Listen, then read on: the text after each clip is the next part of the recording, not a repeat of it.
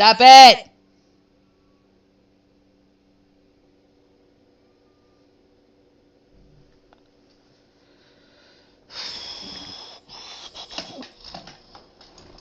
You know, this setup is really hard to maintain when I have to constantly move it because the cats want to fight. I'll be right back.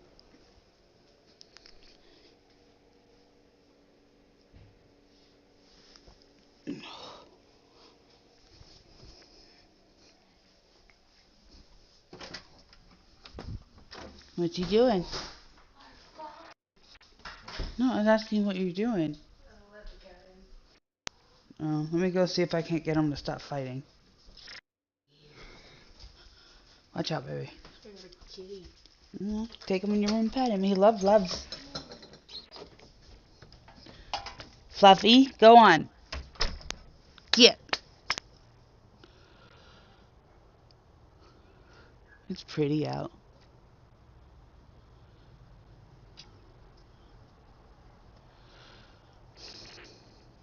You wanna go inside? Yeah. Come on. Come on, kitty kitties. Come on, my wayward cats. I think that's everybody.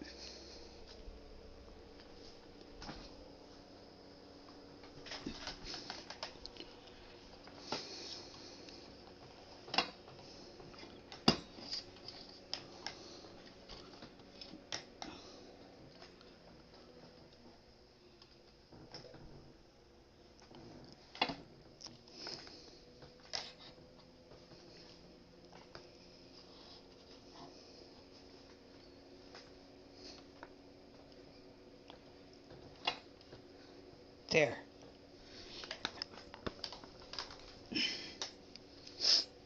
Now, fix that. And go down.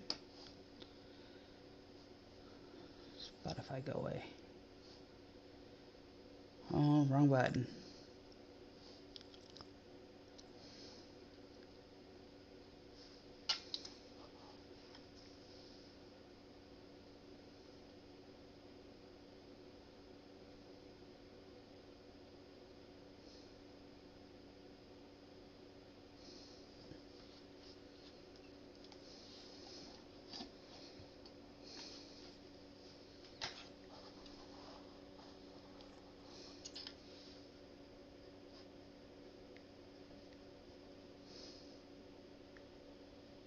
Okay, I got it to work.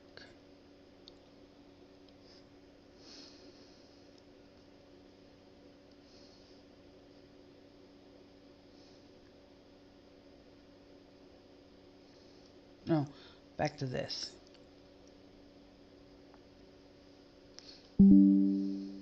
Teaching children how to avoid landmines.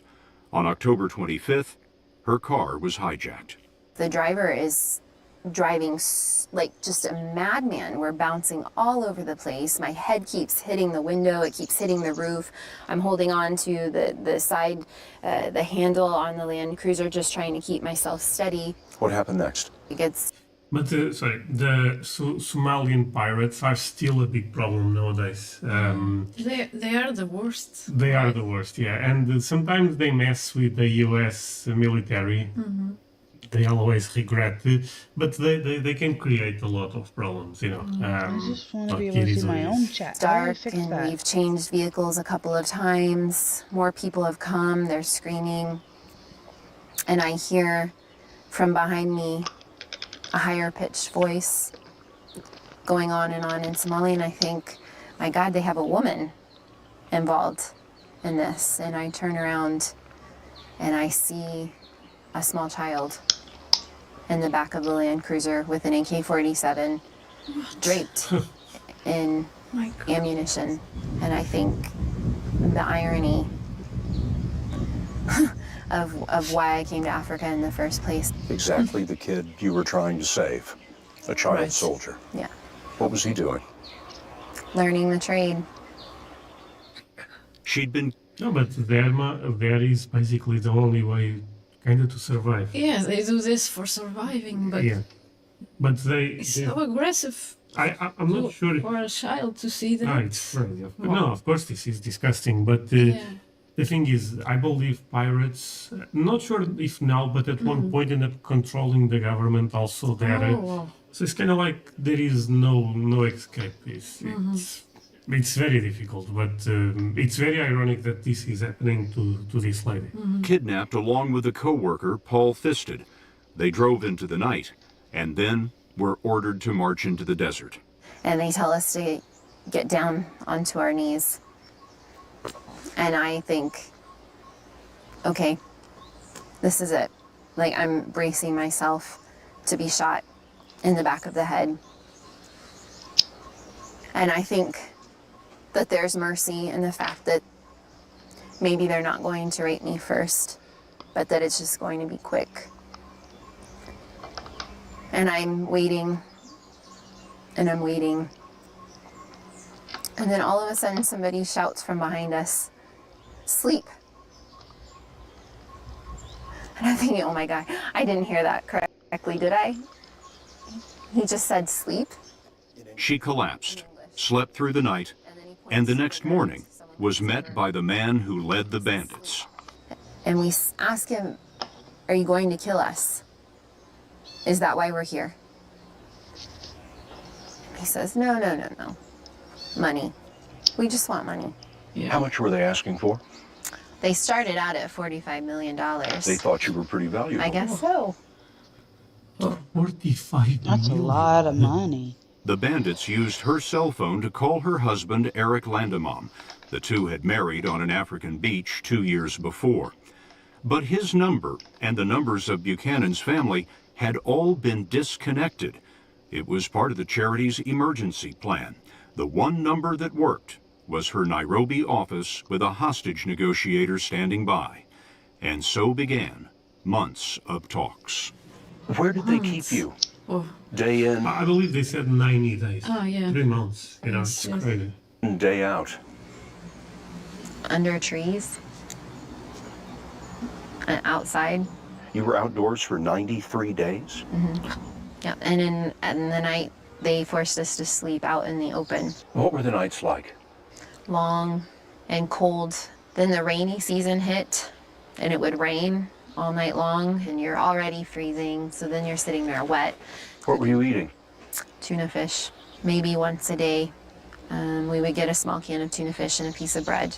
Did you feel like you were beginning to lose your humanity at any point?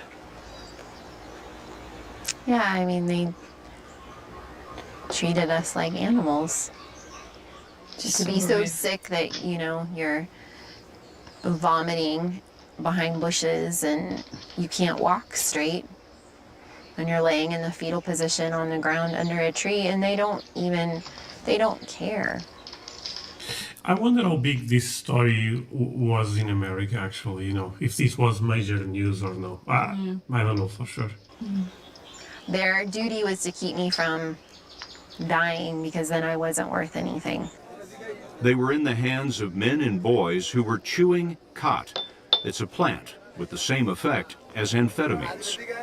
They were so hyped up on speed. It was like drinking pot after pot of coffee, and then the crash would come, and then it brought a lot of belligerence and a lot of anger and a lot of temper. You and Paul came up with nicknames for a lot of the people who were keeping you. That's one of the ways you kept yourself occupied. We did. The 10-year-old boy? Crack baby, because he was cracked out all the time. He was chewing khat and He had 2 black holes for eyes. There was nothing inside. This is one of the camps where she was held. The bandits hit her, pointed their guns at her, and put a knife to her throat. But it was exposure that took a toll. She lost 25 pounds. After 3 weeks, the bandits made a video. Lift 25 pounds is like 12 kilos. It's a lot. It's a lot, yeah. But honestly, I thought could be even more, you know. To prove that she was alive. Have you seen the video? I have. Paul and myself, Jessica, we are safe and we are alive. I can tell I'm starting to lose hope at that point. But hope would have to last for 2 more months. As the many weeks went by, did you think the American government's watching me, they know where I am, and somebody's going to get me out of here? No. Why? Because I'm just an aid worker. You didn't imagine that the President of the United States knew your name. Never. Never in a million years. After 3 months in the She desert, lost. Buchanan had a No, I mean, you think, yeah, this, I'm gonna die. serious urinary tract infection. And in a final call to the hostage negotiator, she said this. I had become so ill that I couldn't stand up. I couldn't walk. I was in so much pain. And I said, I think I have a kidney infection. And I started to cry and I said, I'm afraid I'm going to die out here. When that call was received here in Nairobi, it set off a chain of events that led all the way to the Oval Office. The FBI and the military consulted doctors who said that if Jessica had a kidney infection, she might have just 2 weeks to live. That was transmitted to the president, who was also informed that in just a few days, there would be a new moon. Perfect darkness for a SEAL team rescue. I think at this time, maybe Obama, right, my friends? Jessica Buchanan had chosen a star in the Somali sky to represent her mother, who had passed away a year before. She spoke to it every night, and with no moon, it was especially bright on January 25th. What did you say that night? Please tell God that I need some help. We need to get out of here. You couldn't have known that that prayer would be answered that night. I had no idea. She was on a mat trying to sleep when she heard a faint scratching noise. One of the bandits she nicknamed Helper heard it too. And I see this look of just sheer terror on Helper's face. And then all of a sudden, it's just this eruption of gunfire. And I think, okay, well, this is it. This really is truly the end. And I cover up with my blanket again, and I just start saying, oh God, oh God, oh God. And I just remember thinking, or maybe I'm saying out loud, like, I cannot survive this. She thought she was being taken by a rival group, maybe Al-Shabaab, Islamic extremists who would surely kill her. And then all of a sudden, I feel all these hands on me, roughly grabbing at me. And I try to protect myself. And I pull the blanket closer on top of me, and then I hear my name. But it's not a Somali accent, it's an American accent.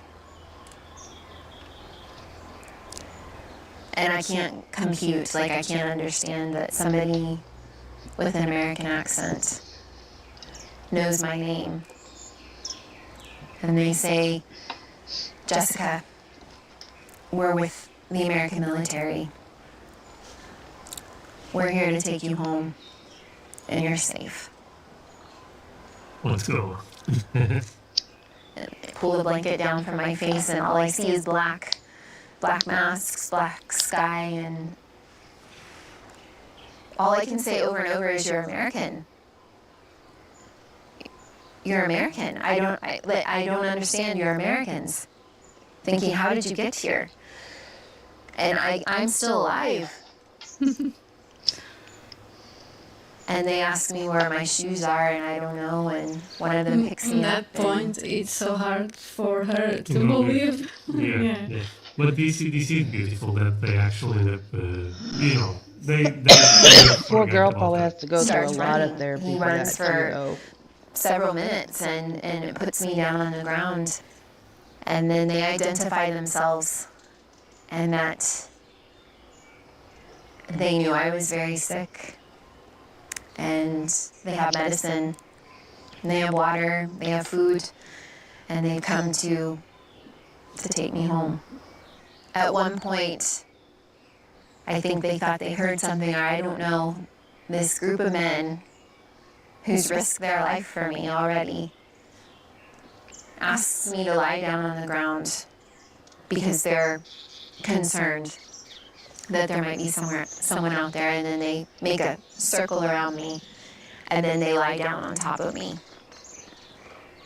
to protect me. And we lay like that until the helicopters come in. When all of those SEALs lay down on top of you, you were the most important thing in the world to them. That's really hard to comprehend. They were going to take a bullet for you. Wow. And they're so kind, and they're so gentle, and they are trying to assist me to get to the helicopter. But I think I've been out here for months. I can run to this helicopter myself, and so I just break away and I just take off running through the scrub, through the bush, and I throw myself onto that helicopter and push myself up against the wall. And I don't start breathing until we actually lift up off the ground. And they hand me an American flag that's folded. What did you think of that? I just started to cry. At that point in time, I have never in my life been so proud and so very happy to be an American. The SEALs left on other helicopters. She didn't see their faces, didn't hear their names. They appeared, and they were gone. The only thing left in the camp were 9 dead bandits. Mr. Speaker! It all ended just hours before the State of the Union address. As the president walked in, he had a secret with Defense Secretary Leon Panetta that almost no one understood until later. Good job tonight. Good job tonight. After the speech, President Obama called Buchanan's father. Jessica met her husband, Eric, at a U.S. base in Italy. I just couldn't believe he was standing there and that I was standing there. And we had a second chance. And then later we flew to Portland, Oregon, and I was reunited with my father and my brother and my sister and her husband. What was the first thing you said to your father? Daddy.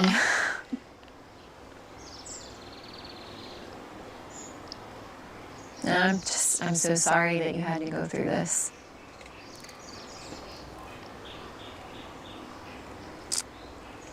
But we made it. So did her Danish co-worker, Paul Fisted, who was also rescued by the SEALs. He said later that his lucky break was being captured with an American. Jessica Buchanan has told her story in a new book, Impossible Odds, coming out this week. You may recall that she said that her first thought when being taken was that she was too young to die because she hadn't had children. Well, she's taken care of that too. She and her husband have a baby boy, and they've moved back to the States from East Africa. I'm so happy for. Yeah, much better place to be. Yeah. This For a is woman. crazy. I mean, and the message is very powerful because the fact that the president ended up, taking care of this and going, because a lot of countries would say, look, it is what it is. It's just one person or something. But this is beautiful, and what the SEALs team did there is crazy. Protecting. It was amazing. Yeah. No, this story is almost unreal. It's crazy how incredible this story really is. Yeah, Sarah, say goodbye to our friends. Bye, guys. Bye, our friends.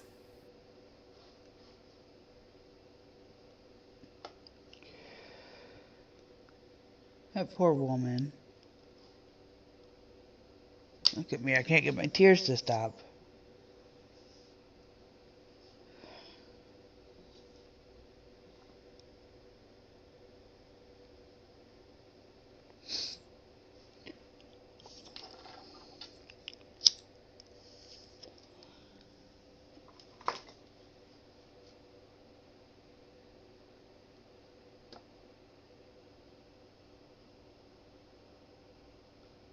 No Lewis tonight. He must be here. Love to meet him.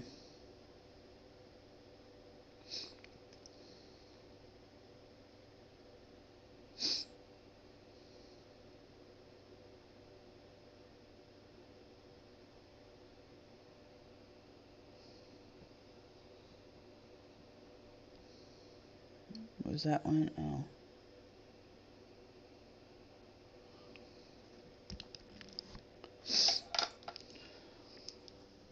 Put that down for a bit.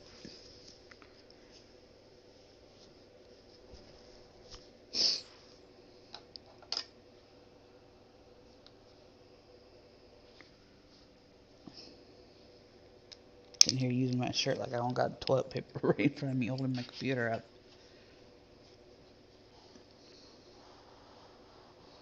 People, I'm blind, so I gotta have it close to my face. Let's see.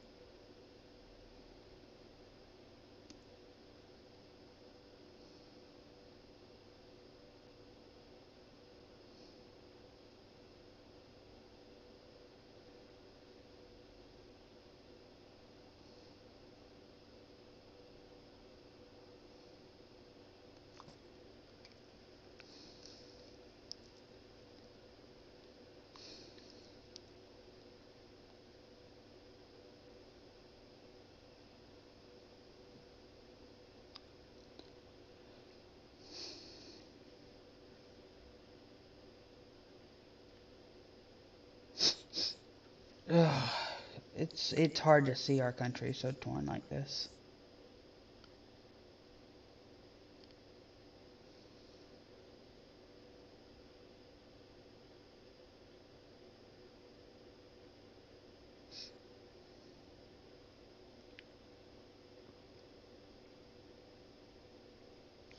Ooh, I gotta see what happened.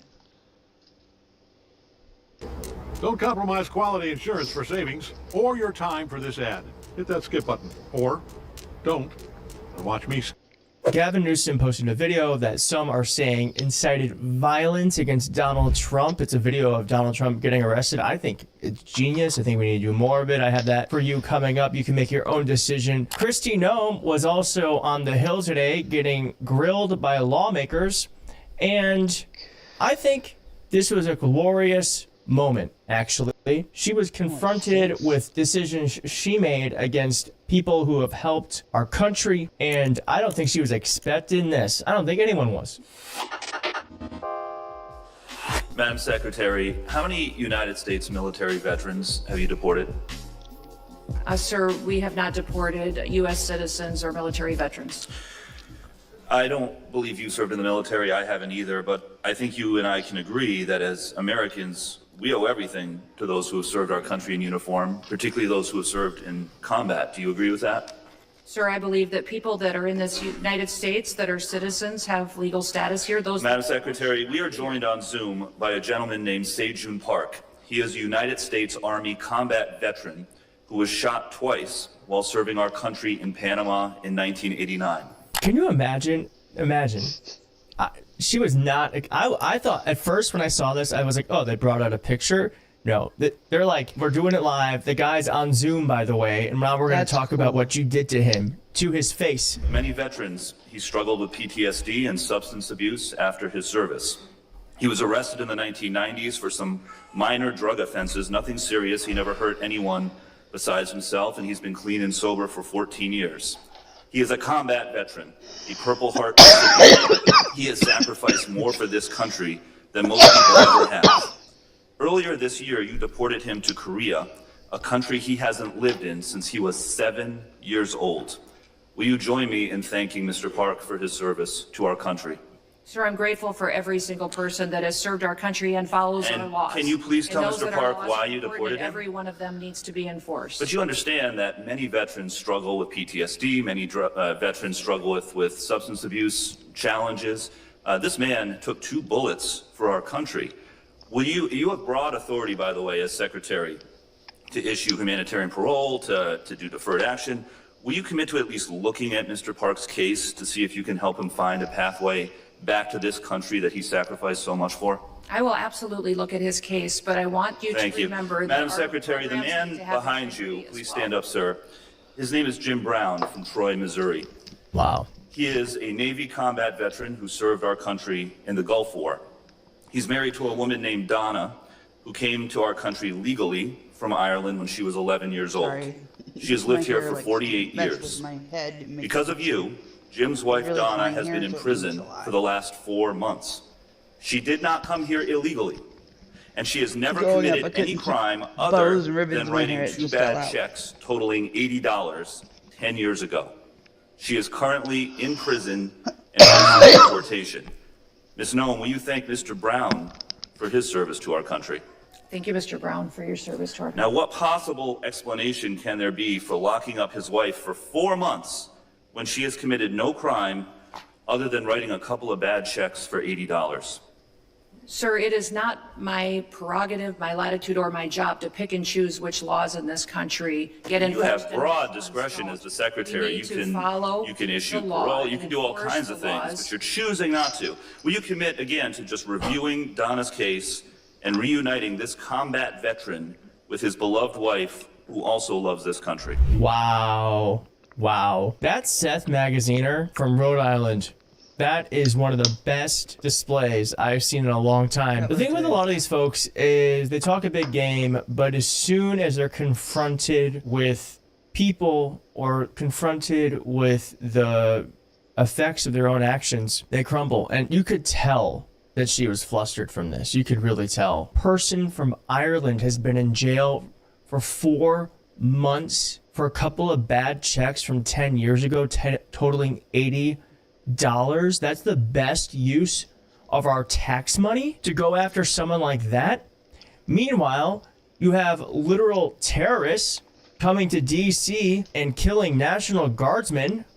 And I wonder if we're not spending time looking for those folks because we're too busy using our manpower going after people from Ireland who cast bad checks 10 years ago. I'm so glad he pointed that out. And it really does show that these folks just don't have any answer for what they're doing. I bet you she didn't even know that happened. All right, now on to Gavin Newsom. This is actually really complimentary to this because Gavin Newsom posted this video of Pete Hegseth, Stephen Miller, and Trump getting arrested. My eyes are extra itchy.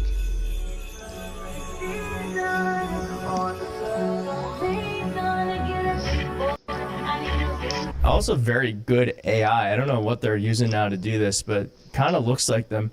Now, the right got very upset because they...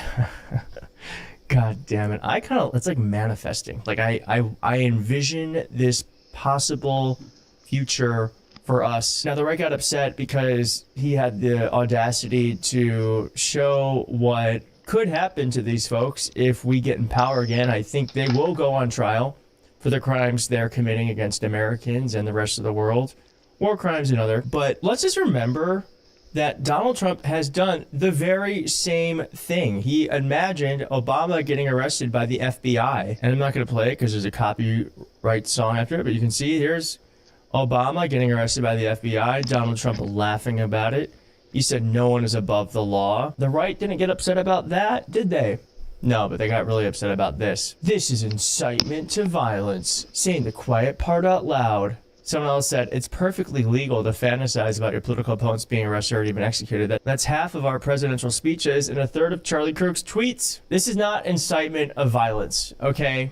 It's not. This is incitement of justice. This is, I think, rallying Democrats to remind us that there is a before and there will be an after of Trump. These folks don't like being reminded that their own actions could come back and haunt them in the future. And no violence is being incited at all. This is just showing what justice looks like. It's a reminder, it's a warning that if we get in power, we're going to actually go after you for the laws you did break. And unlike Donald Trump's Justice Department going after people for laws they didn't break, unlike Donald Trump's Justice Department who's going after folks for laws they didn't break and having court cases thrown out, best believe we have the justice system on our side when it comes to this stuff. There is going to be mountains and mountains of evidence, and they're posting it. Now, Gavin Newsom was also interviewed by the New York Times, and here's what he had to say. What's happening to our kids? Their brains are already being scrambled by social media and everything else we didn't even talk about. But this is their role model? A guy who calls someone a retard? A guy who calls someone a piggy? This is our role model, the President of the United States? Whoever the next president needs to be there. We can't keep this up. We're polarized. We're traumatized. We're exhausted. I can't even conceive of 3 more years of this. It really is. I mean, we need better leaders. And my hope is that we will find them in the next 2-3 years. And that this moment will be a footnote to American history instead of an entirely new chapter of book being written. But certainly, as it comes to Kristi Noem and all the rest of them, they know what they're doing is wrong. They know what they're doing is wrong. And my hope is that the justice system, sooner rather than later, will confirm how wrong it is for them. Thanks for watching. If you liked the video, please hit like. If you're not subscribed, please.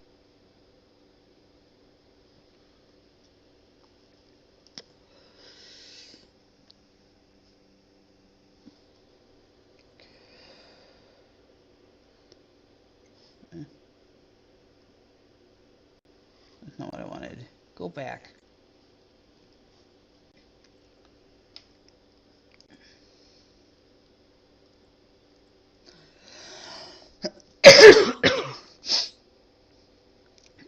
Yeah.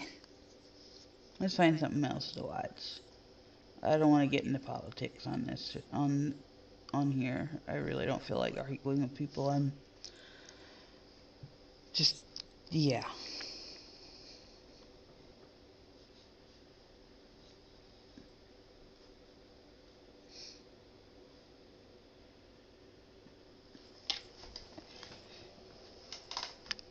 We'll get a better chair.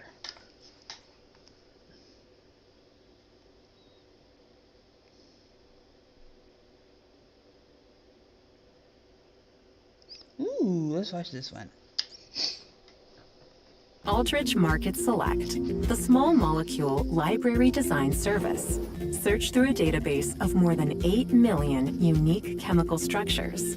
Select from over 14 million available products. Request a quote and receive it in a... So many people across the globe have Scottish surnames, and some don't even realise it. So in this video, we're going to look at the origin and meaning of 13 popular clan surnames. Now, my surname is Macmillan, which is the best surname if you ask me, so let's start here. What do we know about the origin and meaning of the name Macmillan?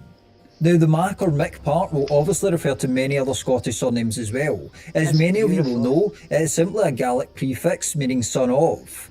I should also note that surnames only started to become common in Scotland during the 12th to 14th centuries, Now, I have an though their ancestry adoption varied DNA widely thing by going, region and social class. and I In actually relation have to Clan Scottish Macmillan on then, both the name sides. comes from the Gaelic name Mac Muelang, But my which means dad's son side of the is bold mostly one Scottish. or son of the tonsured Scottish servant. and German. Some other branches of the Those family are the prefer two MacGill of Wale, which had a similar meaning, son of prominent the servant of the tonsured one. genes. This speaks to our religious origin. Tonsure, of course, is the practice of shaving some or all of your hair as a sign of religious devotion.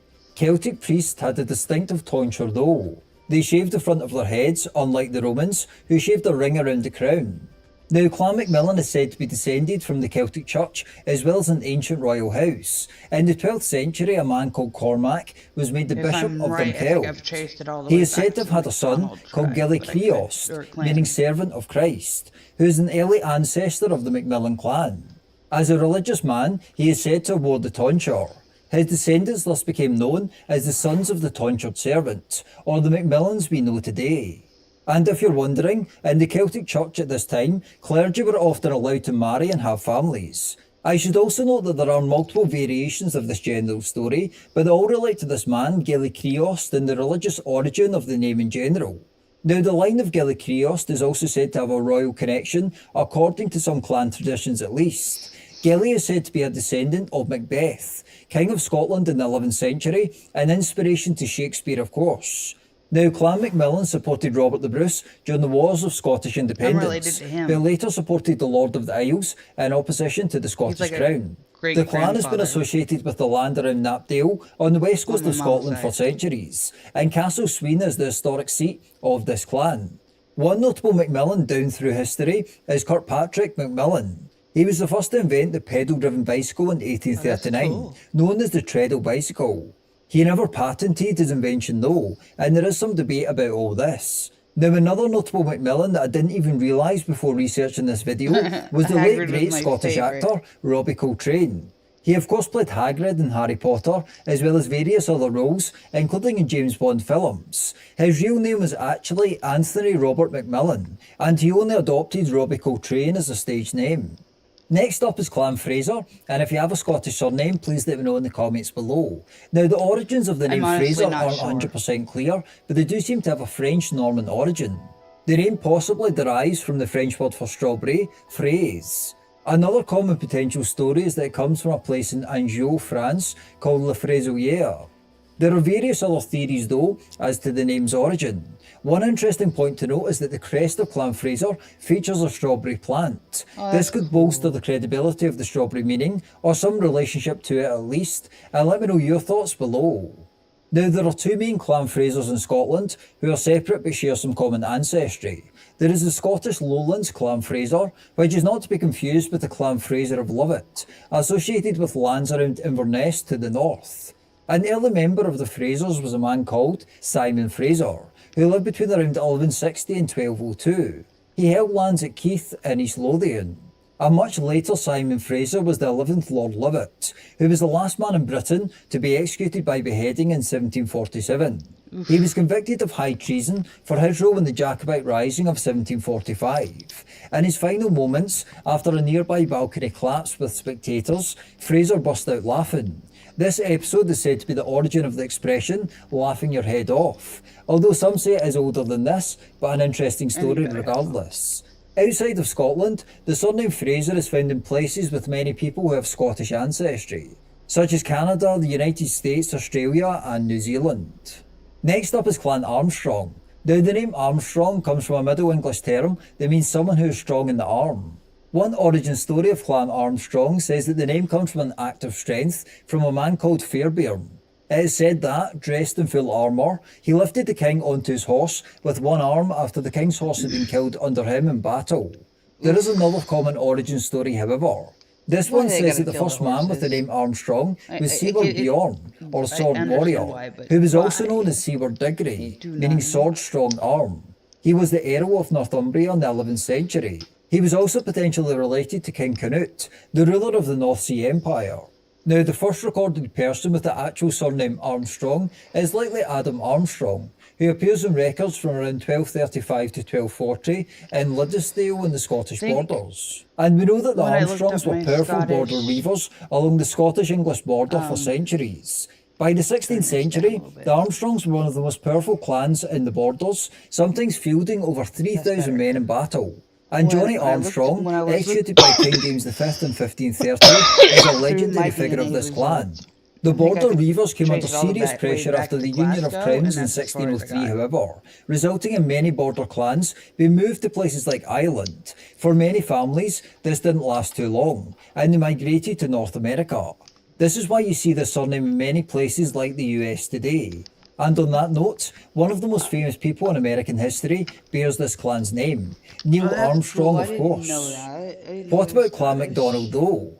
Well, the surname MacDonald comes from the Gaelic name MacDonald, meaning son of Donald, with Donald itself derived from the old Gaelic elements meaning world ruler or mighty one.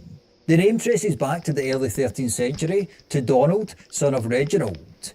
Now, Donald was actually the grandson of Somerled, the famed Norse Gaelic warlord.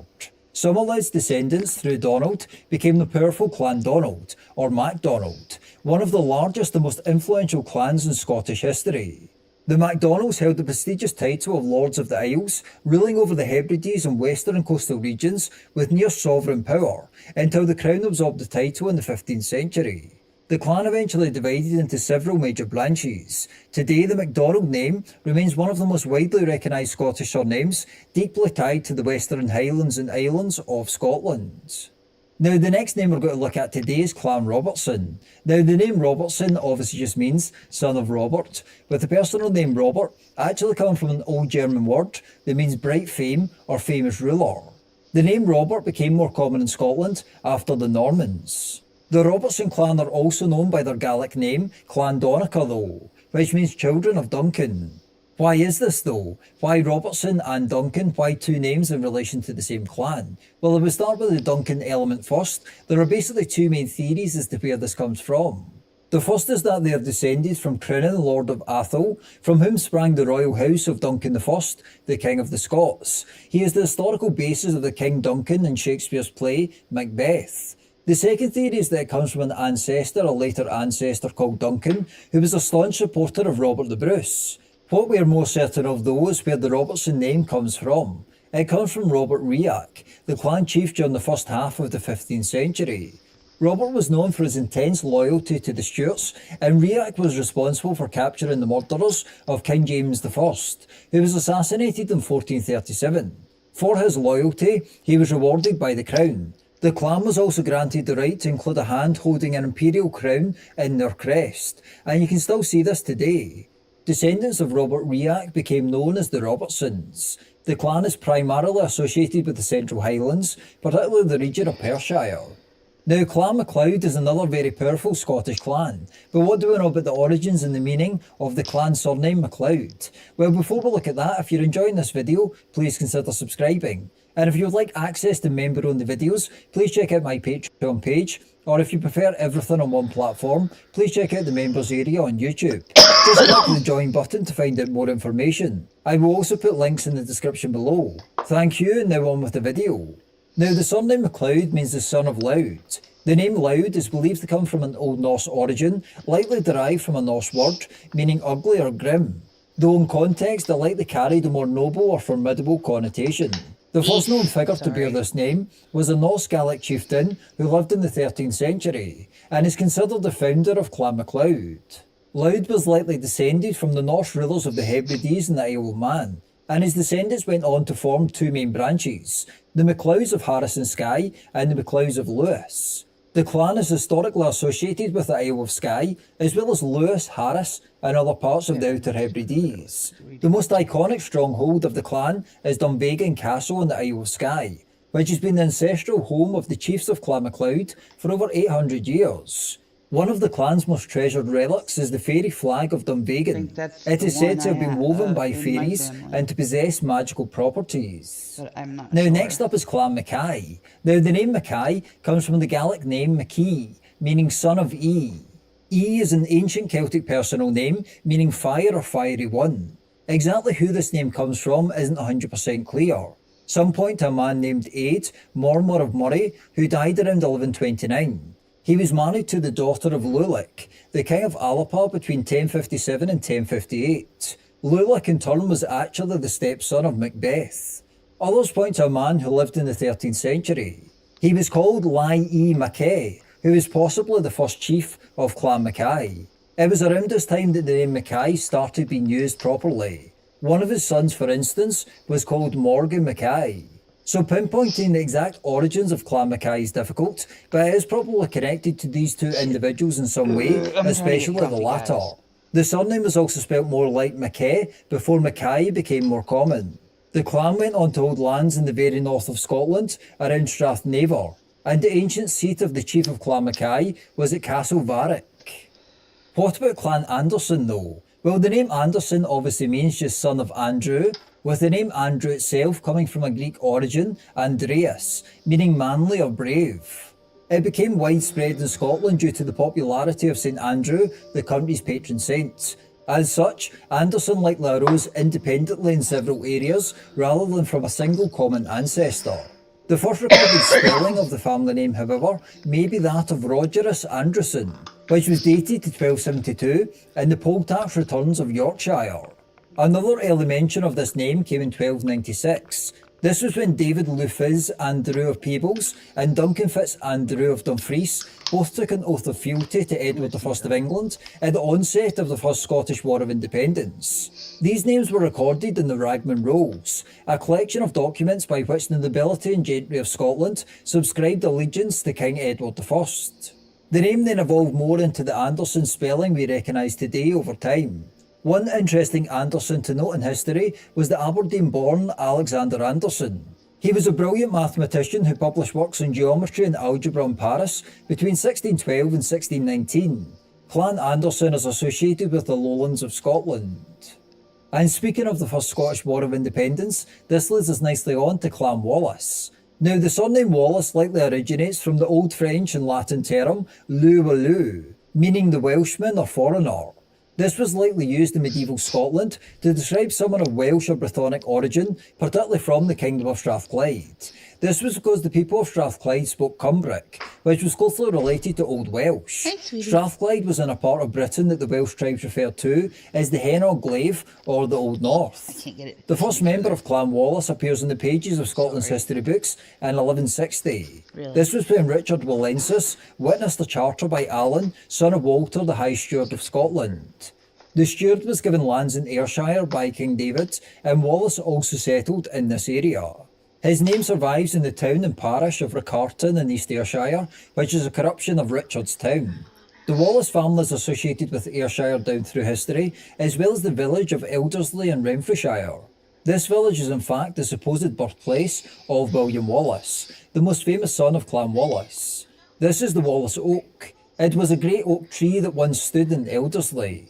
A famous tale says that Wallace hid inside the tree to escape English soldiers. Clan Wallace is linked to various other areas and castles around Ayrshire, including Craigie Castle near Kilmarnock. Next up is Clan MacGregor. Now, the surname MacGregor comes from a Gaelic name, MacGregor, meaning son of Gregor, with Gregor being the Gaelic form of Gregory. This name is of Greek origin and means watchful and vigilant. However, the Latin form Gregorius came to be associated with Grex Gregis, or flock herd, under the influence of the Christian image of the Good Shepherd.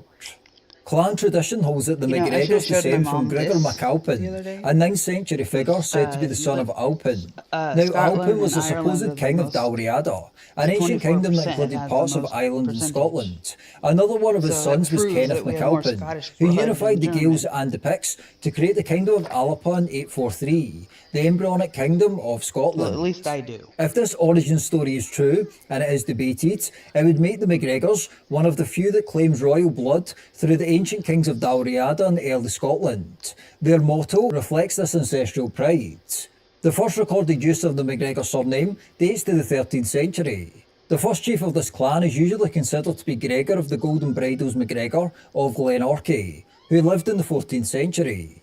Known for their fierce independence and turbulent history, the MacGregors were outlawed multiple times by the Scottish Crown, and the name itself was actually banned for much of the 17th century.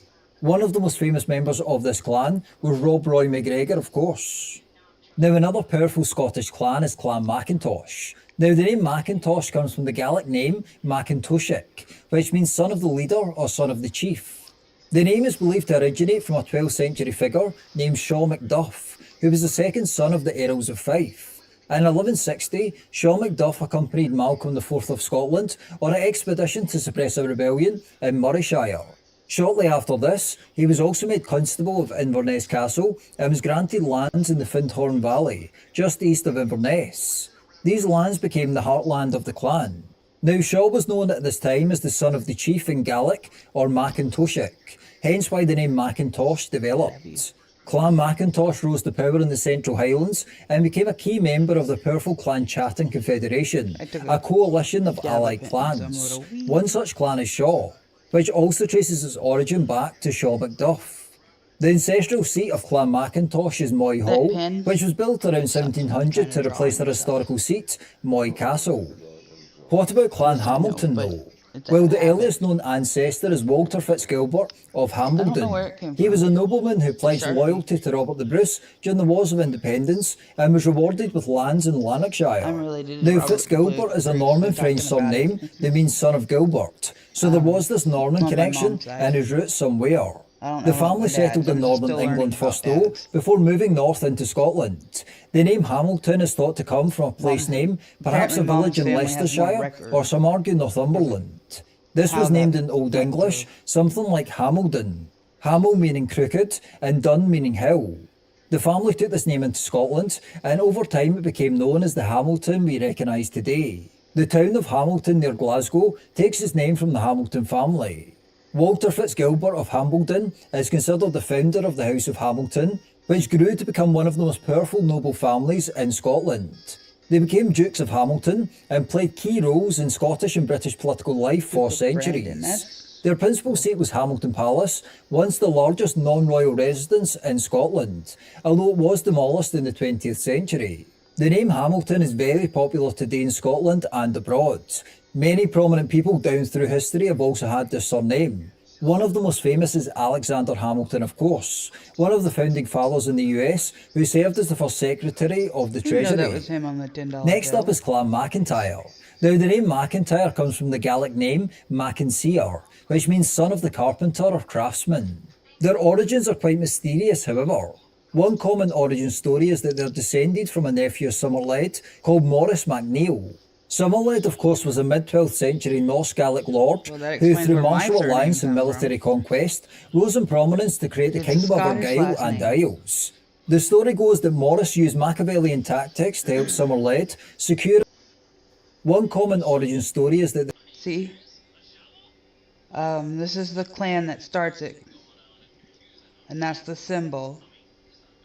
It means son of the carpenter, which my family's good at carpentry, so. And then they're goes on to descended say from a nephew of Neil. Somerled called Maurice MacNeil. Maurice Somerled, MacNeil. of course, was a And the mid-12th original century. spelling of my dad's last name was Neil, which is, it's a Scottish last name. I love my parents, but nobody's actually dug into the research of this stuff for our family. A Norse Gaelic lord who, through martial alliance and military conquest, rose in prominence to create the Kingdom of Argyll and Isles. The story goes that Maurice used Machiavellian tactics how to help Mom and Somerled Dad's secure a both strategic Scottish marriage families with the from daughter around of the same Olaf the region. Red, King of Man and Isles. On way to a raid on Skye, Maurice sabotaged King Olaf's galley Mom's by line all the boring way to holes back in the to hull, Glasgow, which he then and I plugged haven't when gotten Olaf Dad's, agreed but to the apparently marriage. now I did. Maurice was therefore known as the Wright or Carpenter, and found high favour with his uncle. His descendants thus became known as the Sons of the Carpenter, or MacIntyres. The MacIntyres went on to settle in Glennoe if you and go that served far as back, I'm hereditary related to foresters Reba for the McIntyre. Lords of Lauren. Now, there are obviously various other Scottish clans, but I have made a 3-part series on the DNA of Scottish clans, where I go through the origins and the meaning of the names of various different clans. Some of these clans are like Campbell, Stewart, Bruce, and various other ones. And speaking of part 1 of this series, I do actually go to Castle Campbell, make a video on location there, and to watch that, please click here. Thanks for watching. That's cool. Whoops. I didn't want to press that button. Yeah, it was neat.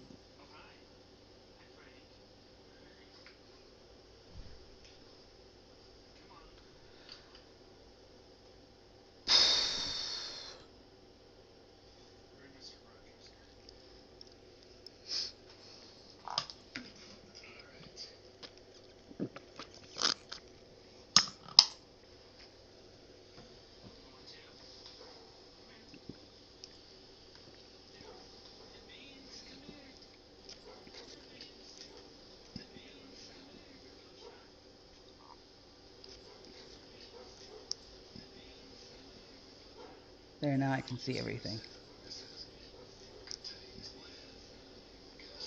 There, now I can see everything. There, now I can see everything.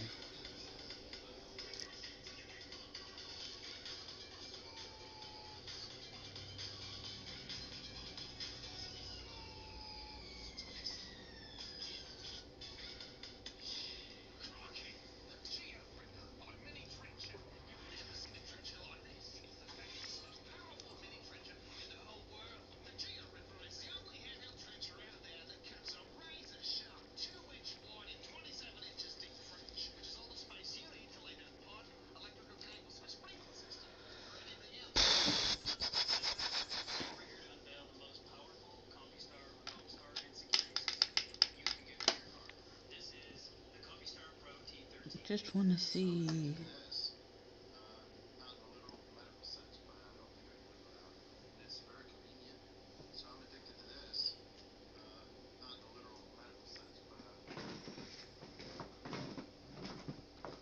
Love you. Good night, sweetie.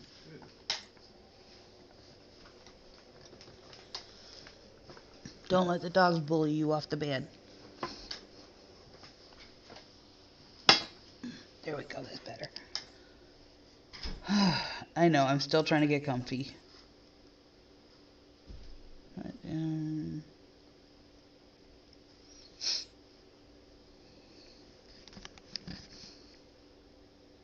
oh, I remember what I wanted to look up. I was trying to figure out how to get it to where I can see how many people are in the room with me, but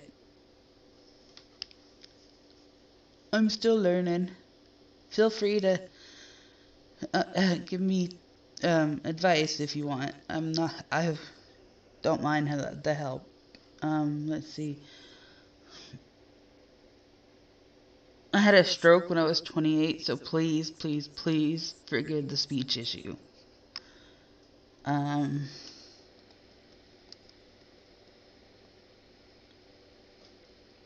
that's how you say it, sir.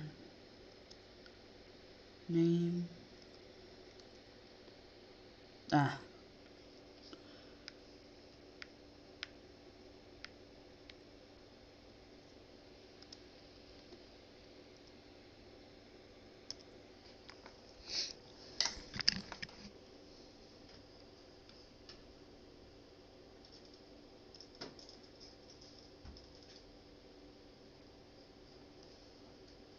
There we go. How long? It's only a 6-minute video. That's not that bad. Charlie, get out of the window.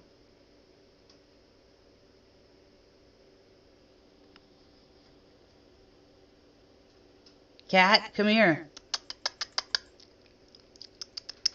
Kitty, kitty.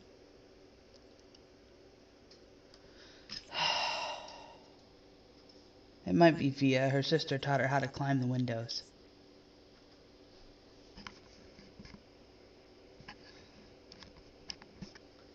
Why can't I hear? Oh, that's why. Us at COAD. Ow. Today we are going to discuss the Neal coat of arms. But before we get started, we wanted to let you know that we offer professional genealogy research service at our website. Please visit us at coadb.com. Yeah, that's cool.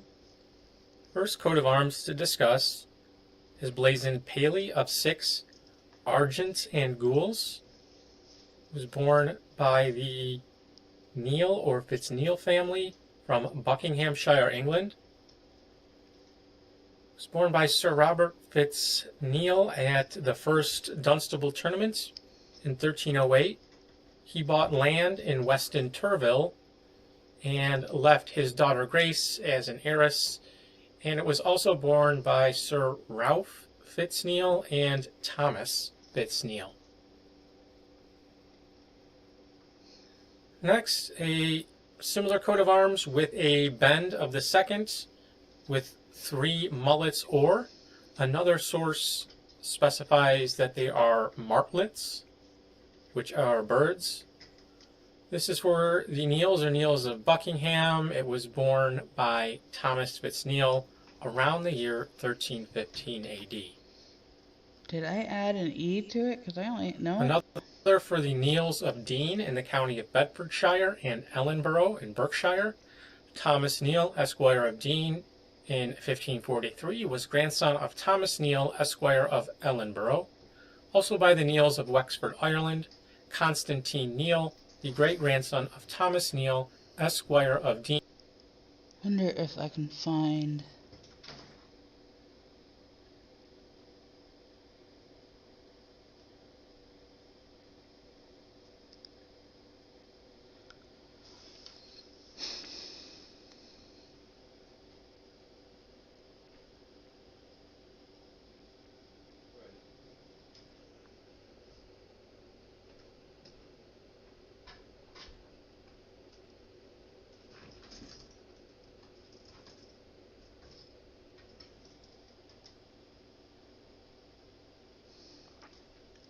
Neil. Nope. N-E-A. Neil. Derived from Nile. Transferred from the surname or a spelling variant of Neil. Ow. N-E-A-L. That Neil. definitely sucked.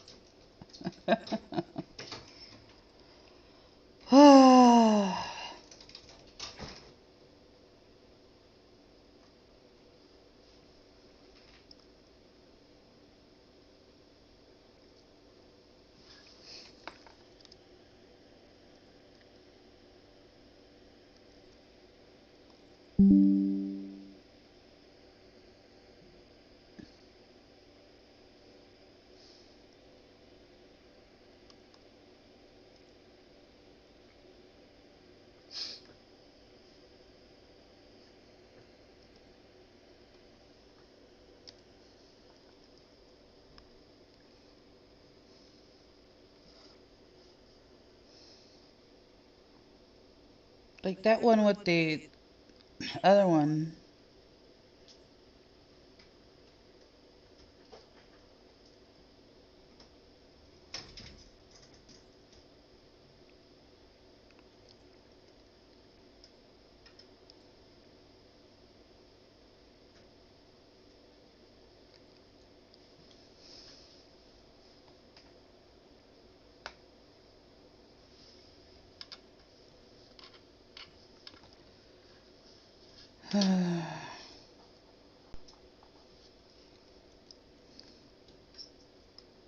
I feel there's a lot of people with my last name, but I can't seem to find exactly where it's coming from.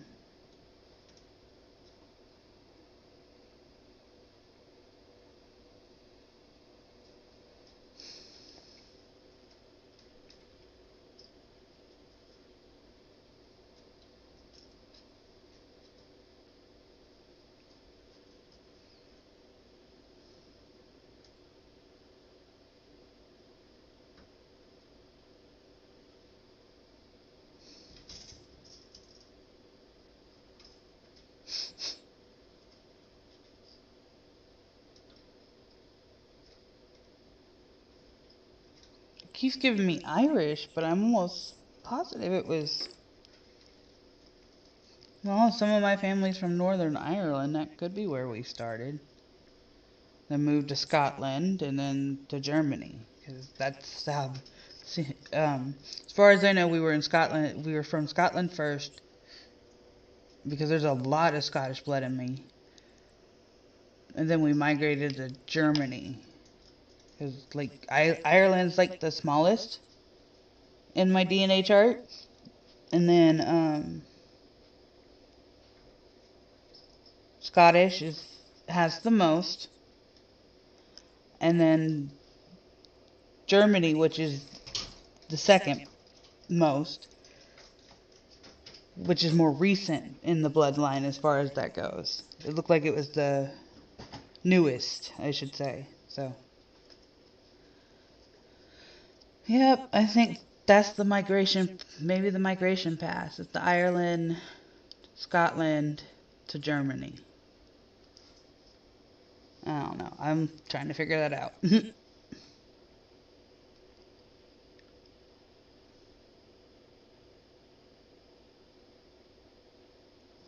Yeah, let's just look it up.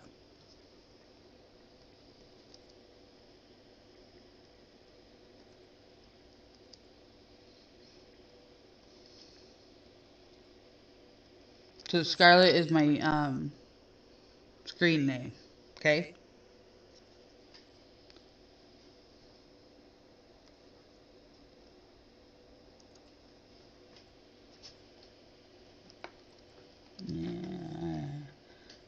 Yeah.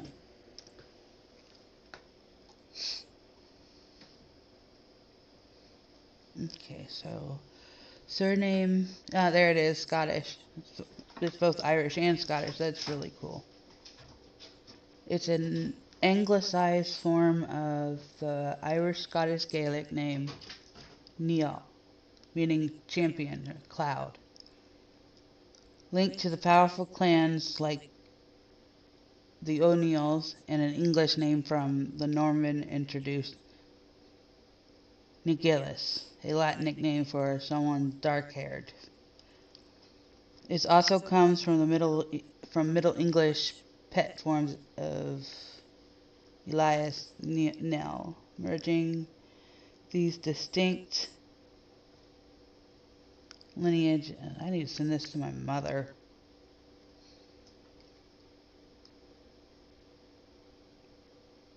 I'll send it to her later. So.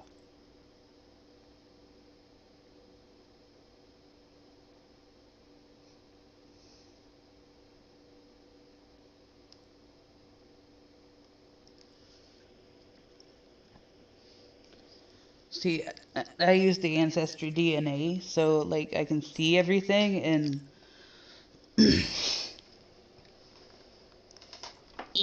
oh shit.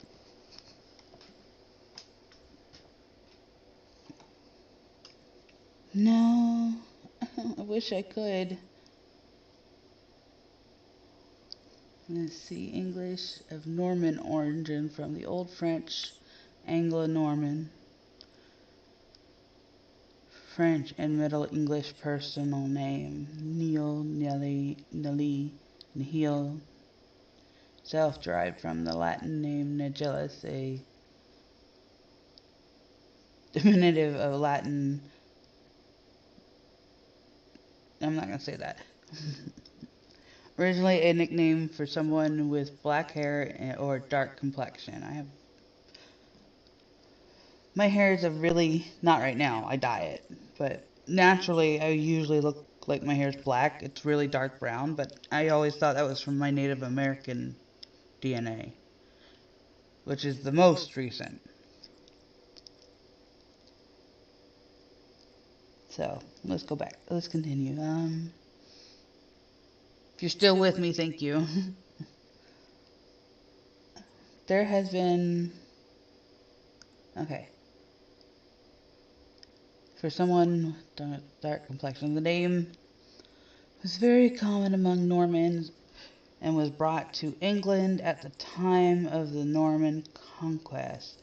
There's been considerable confusion with the Irish and Scottish Gaelic name Niall.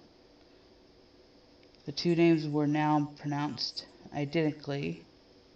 It is theoretically possible that in Normandy, where the personal name was popular, that it was also used for Old Norse Nigel, but I can't. But this is difficult to prove. Was adopted from the Irish Gaelic personal name. Well, that explains the French in my dad's blood, but that's very small. Like, it was only like 2 or 3%. It was tiny.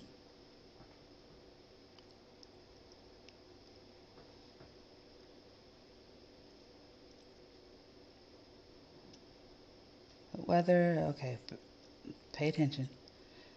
It's difficult for, was adopted by the English. Was adopted from the Irish Gaelic personal name by Vikings in Ireland, who took it back to Iceland, hi baby, and Norway. But whether, hold on buddy, where's that button, damn it. Get your butt out my face, I'm trying to read. I love you, but you're in the way. Okay, but whether the Vikings also took to Normandy and Neil to Normandy and to the northwest of England is an open question which cannot be settled on available evidence. Alternatively, from the Middle English personal name Neil, a variant of Neil as a pet form of Per Nelson, Nielsen. That's Scottish and Irish shortened form of McNeil. Do you mind?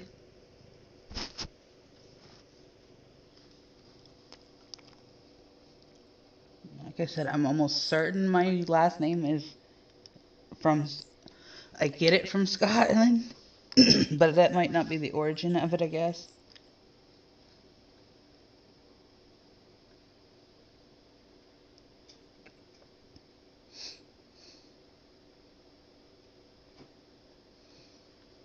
Oh well. There was a couple different explanations, so I really don't know. From my DNA results, it's definitely Scottish, and for me. Like I said, that's the percentage I have the most of is Scottish blood.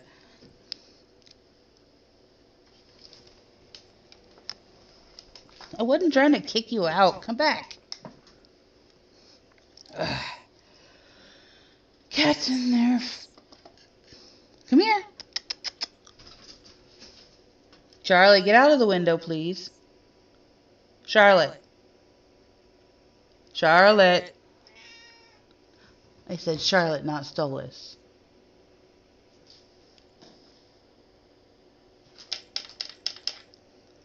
Charlie.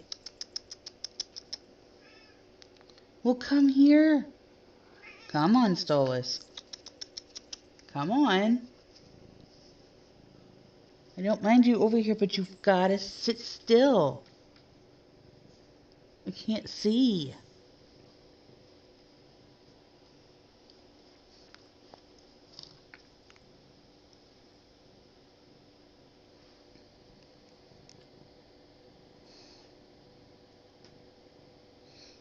You know what? We're going to go back to that.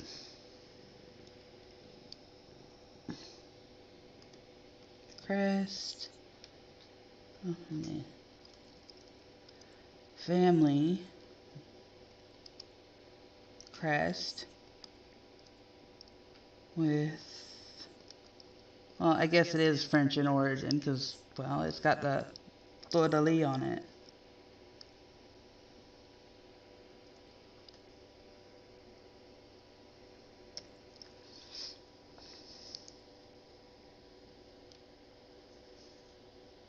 My dad looks more like this.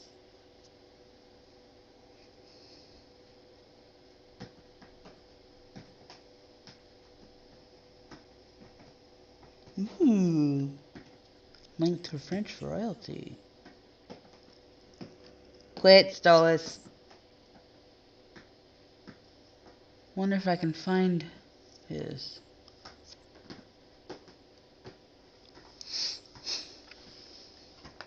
I think I tried doing this before and couldn't find it, but maybe I can. I actually might have a picture of it somewhere.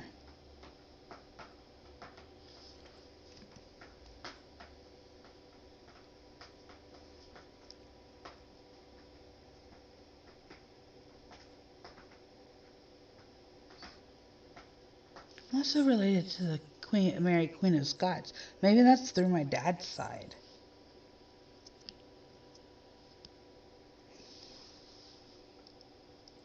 I could completely off base. I could be completely off base, but I don't know.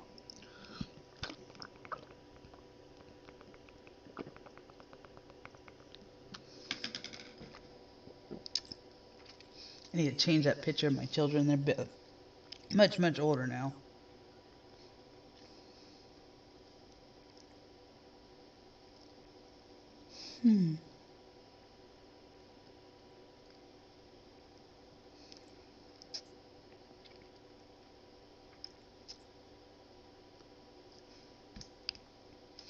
This is getting closer, I think.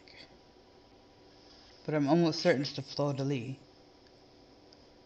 Like, I recognize that symbol because one of my favorite movies growing up was The Three Musketeers with Charlie Sheen and the other actors. I can't remember the name. And Chris O'Donnell, I think what his name was. My Gavin pen's messing with my... I've been smoking too much. I need to quit.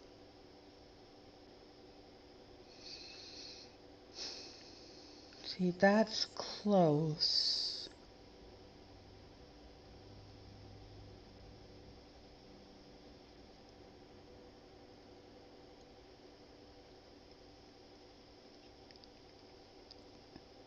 pretty sure I'd know it if I saw it. But none of these look like it.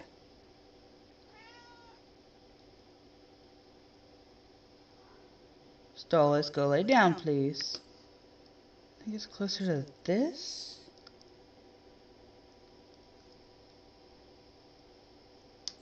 Oh no, let me check something right quick.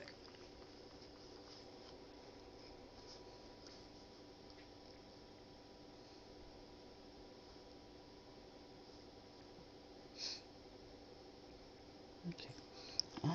Just to see how many people were with me. Ow, it sounded like it hurt. First of all, let me see if I have it in my gallery here. Like, I love learning about my family history. And apparently my aunt has books with our family history in it, but at the same time I'm not sure if some of that's accurate. I love my aunt, but these books were made a good while ago and some of this could be wrong, especially with us having concrete DNA proof. So, but right now I'm just speculating. I do have DNA results though. Like I said, our family is more Scottish than German. And those books, it only covers my grandmother's side of the family, which was German.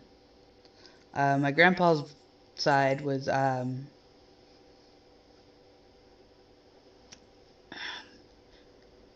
full-blooded. They think it's Iroquois, but I'm almost certain it's Shawnee because of where it is on the map. But again, I could be wrong.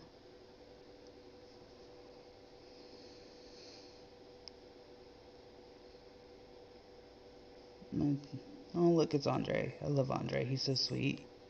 And his wife, Sarah, is so pretty.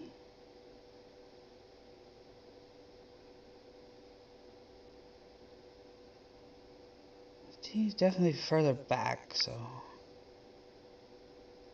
It's an old picture. Somewhere.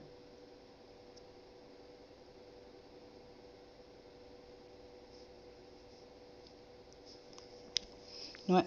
How about this? Send me a picture of the family. We have them hanging up in our wall at my mom's house. Crest.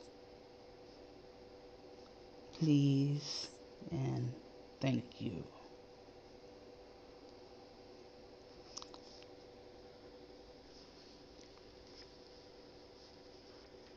It's only almost 8 o'clock, so I'm sure she's still up, but I'm not sure.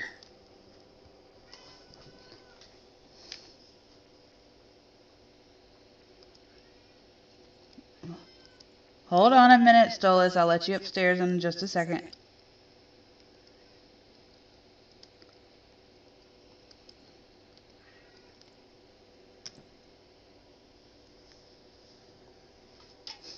Yeah, it's looking more like my mom's.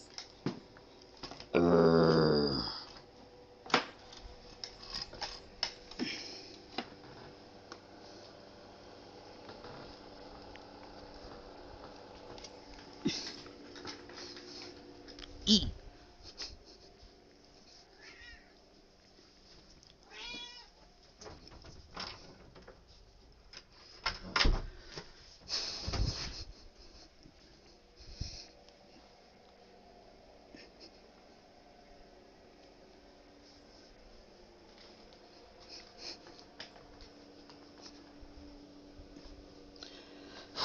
Okay, come on.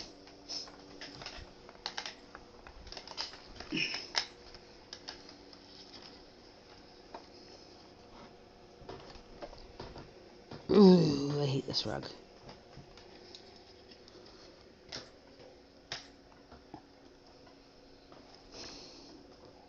I think it needs clean, so that's why it's being a pain in the ass. Okay, there we go. I'm back. Okay.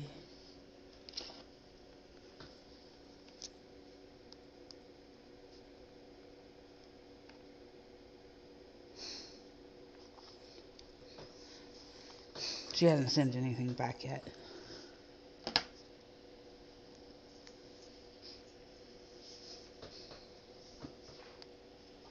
That did help a little bit. Sorry, I am blind. So.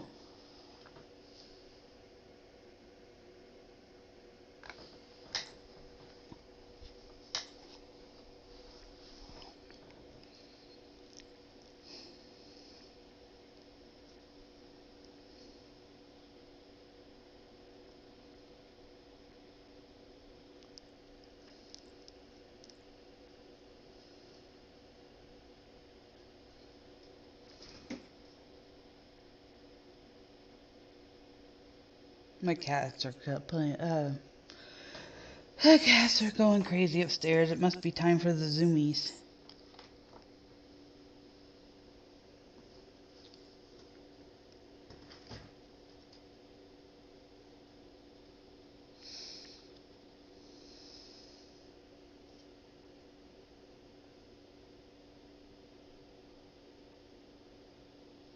The last name Neil was very commonly used, especially among that area, all those areas. Come on. Come on, Charlie. Hi, baby. You being a good girl now? Are you done playing in the window?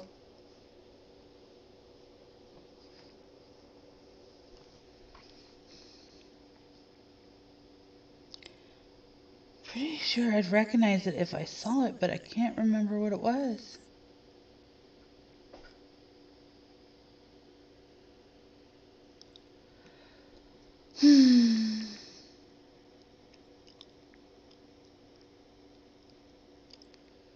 Nope, none of those.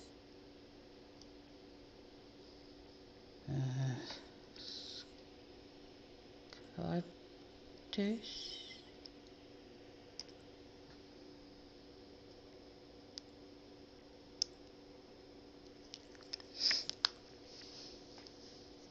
If I had a picture of it, I could just look it that way. And my mom's crest is also on. My sister was in the Navy, so she she had someone look up our family crest and stuff.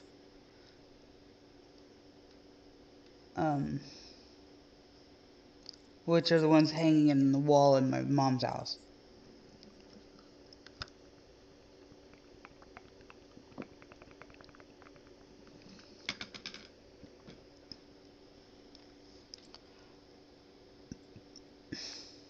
That's close to my mom's right there. Except there's only one lion. I call it the drunk lion.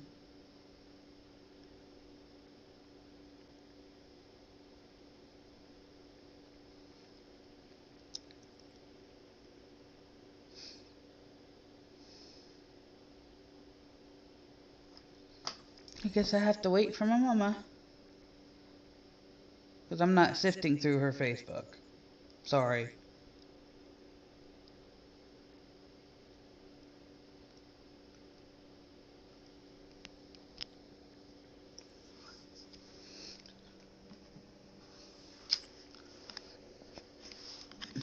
Major snowstorm. That was 3 days ago. Man, we never get snow. I want snow. Send the snow down here if you're from the north. Which is where my dad's family's from. I love my family. I really do. I don't see them much anymore, but because most of them are pretty old. Love you guys. But major breaking news. About left hand, I'm right-handed, so I don't know.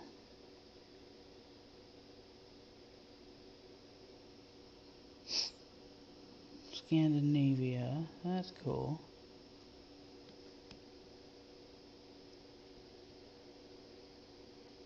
God is Irish.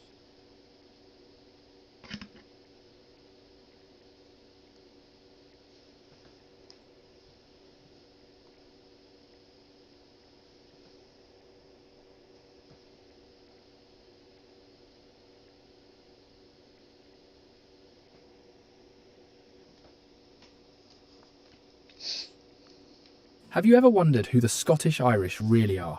Are they Scottish, Irish, or something in between? A bridge between two proud and ancient peoples.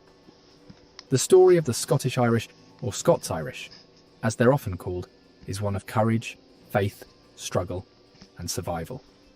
It's a tale that spans stormy seas, rugged highlands, and vast American frontiers. And it begins centuries ago, in a world torn by religion, politics, and hope for a better life.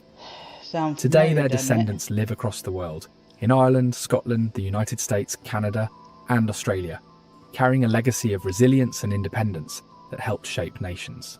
So sit back and let's journey together through the fascinating story of the Scottish Irish, who they were, how they came to be, and why their spirit still burns bright today. Chapter 1. How did the Scottish Irish begin? To truly understand the Scottish Irish, we need to rewind to the early 1600s, a time when Scotland and Ireland were far different from the countries we recognise today. Scotland, a rugged land of mountains, lochs and fierce clans, was deeply divided along religious lines. The country had embraced the Protestant Reformation, but the faith wasn't unified. Some Scots followed the Presbyterian movement, others remained Catholic, and the conflicts between these groups often shaped political and social life. The fierce loyalty to family and clan, combined with religious tensions, defined Scottish society at the time. Ireland, meanwhile, was under English control, but the rule was tenuous at best. The native Irish, predominantly Catholic, resisted the presence of the English crown and its Protestant policies.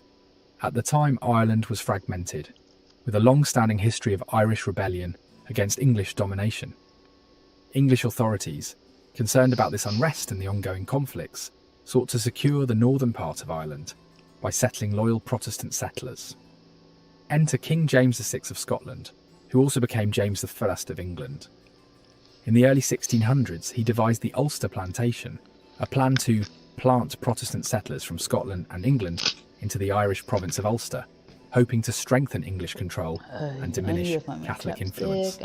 Thousands of Scots, mostly from the lowlands, embarked on this journey, bringing with them their Presbyterian faith, distinct Scottish dialects, and work ethic. However, this wasn't an empty land awaiting settlement. The native Irish, deeply rooted in their own culture, resisted these settlers. This conflict, fueled by religion and cultural differences, sparked a turbulent history of violent clashes, which would shape the creation of the Scottish-Irish identity, one that was neither entirely Scottish nor Irish, but a blend of both cultures and histories. Chapter 2. Life in Ulster between two worlds. Life for the Scottish settlers in Ulster was anything but easy. From the moment they arrived, they faced resistance from the native Irish, who viewed them as outsiders. The Irish had deep cultural roots in the land, and the Protestant Scots were seen as a threat to their traditions and way of life. This led to frequent tensions, raids and uprisings. But despite these challenges, the settlers remained determined to stay. A lot of this they established farms, history. Built churches, and created communities, all while holding tightly to their Scottish traditions. Over time, these settlers became known as the Ulster Scots. Their identity was shaped by a combination of Scottish heritage and Irish influences. They spoke a unique dialect that blended Scots and Irish English, and their music reflected the mixture of both cultures. The settlers were deeply religious, with most following Presbyterianism. This faith, which emphasised personal responsibility and discipline, was central to their way of life. Their churches became not just places of worship, but centres of community and support. Despite their efforts to build a stable life, the Ulster Scots were never fully accepted by the native Irish. The Irish viewed them as outsiders, marked by their Protestant faith and foreign origins. Similarly, the English saw them as Scottish rebels who were difficult to control. As a result, the Ulster Scots found themselves in a state of limbo, never fully embraced by either the Irish or the English. Yet this unique position of being between two cultures gave them strength. The experience taught the Ulster Scots resilience and adaptability. It shaped their sense of survival, instilling in them a determination to thrive despite the challenges. These qualities would serve them well when they eventually sought new opportunities across the ocean, in the New World. Chapter 3. Faith and Fire. The Presbyterian Spirit. Faith was the foundation of the Ulster Scots' lives. As staunch Presbyterians, they followed a branch of Protestantism that placed a strong emphasis on the authority of Scripture, moral discipline, and the belief in equality before God, a stark contrast to the hierarchical structures of both Catholicism and Anglicanism. The Presbyterian Church taught that all believers, regardless of rank or status, had the right to interpret the Bible for themselves. This emphasis on personal responsibility in religious matters was central to their way of life. Their faith shaped every aspect of their existence, from family life to politics. The Ulster Scots believed in the freedom of conscience, meaning they fought for the right to worship as they saw fit, without interference from the state or any church hierarchy. This commitment to religious liberty made them highly resistant to any form of authoritarian rule, whether from the English monarchy or the Anglican Church, which had a strong presence in Ireland. However, their unwavering beliefs often led them into conflict with both the English authorities and the local Catholic population. In Ireland, they were regarded with suspicion and disdain by the Catholic Irish, who saw their Protestantism as foreign and disruptive. In Scotland, the Presbyterian movement had already been part of years of religious strife, and many Ulster Scots had left behind similar conflicts in their homeland. This sense of religious unrest and a desire for freedom of worship created a restlessness among the Ulster Scots. They longed for a place where they could practice their faith without persecution. This yearning for religious freedom would eventually lead many to seek new opportunities across the Atlantic. Driven by faith, they set their sights on the New World, where they hoped to find the freedom to worship and live according to their principles. Chapter 4. Across the sea, the Great Migration. I guess I'll have to keep it that way. By the early 1700s, life in Ulster had become increasingly difficult for the settlers. Poor harvests, rising rents, and continued religious discrimination from both the Irish Catholics and the English authorities made it harder to maintain a stable existence. These challenges pushed thousands of Ulster Scots to make a life-changing decision, to leave their homes, families, and familiar landscapes behind and embark on a perilous journey across the Atlantic to America. Between 1717 and 1795, an estimated 250,000 Ulster Scots set sail from Ireland, one of the largest migrations of the 18th century. They left behind a land plagued by economic hardship and religious tension, seeking a fresh start in the American colonies, where they hoped to find religious freedom, economic opportunities, and a place to call their own. The first port of arrival for many was Philadelphia, New York, and other bustling colonial cities. However, they didn't linger on the coasts. Instead, they pushed westward, settling in the rugged backcountry of America. Areas like Pennsylvania, Virginia, and the Carolinas became their new homes. These were harsh, untamed lands, but the Ulster Scots, now known as the Scotch-Irish in America, were accustomed to such hardship and to worship and live according to their languages. These qualities would serve them well when they eventually sought new opportunities across the ocean, in the New World. Chapter 3. Faith and Fire. The Presbyterian Spirit. Faith was the foundation of the Ulster Scots' lives.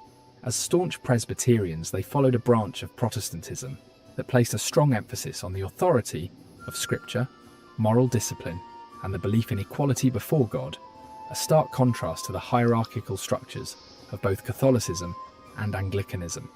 The Presbyterian Church taught that all believers, regardless of rank or status, had the right to interpret the Bible for themselves. This emphasis on personal responsibility in religious matters was central to their way of life.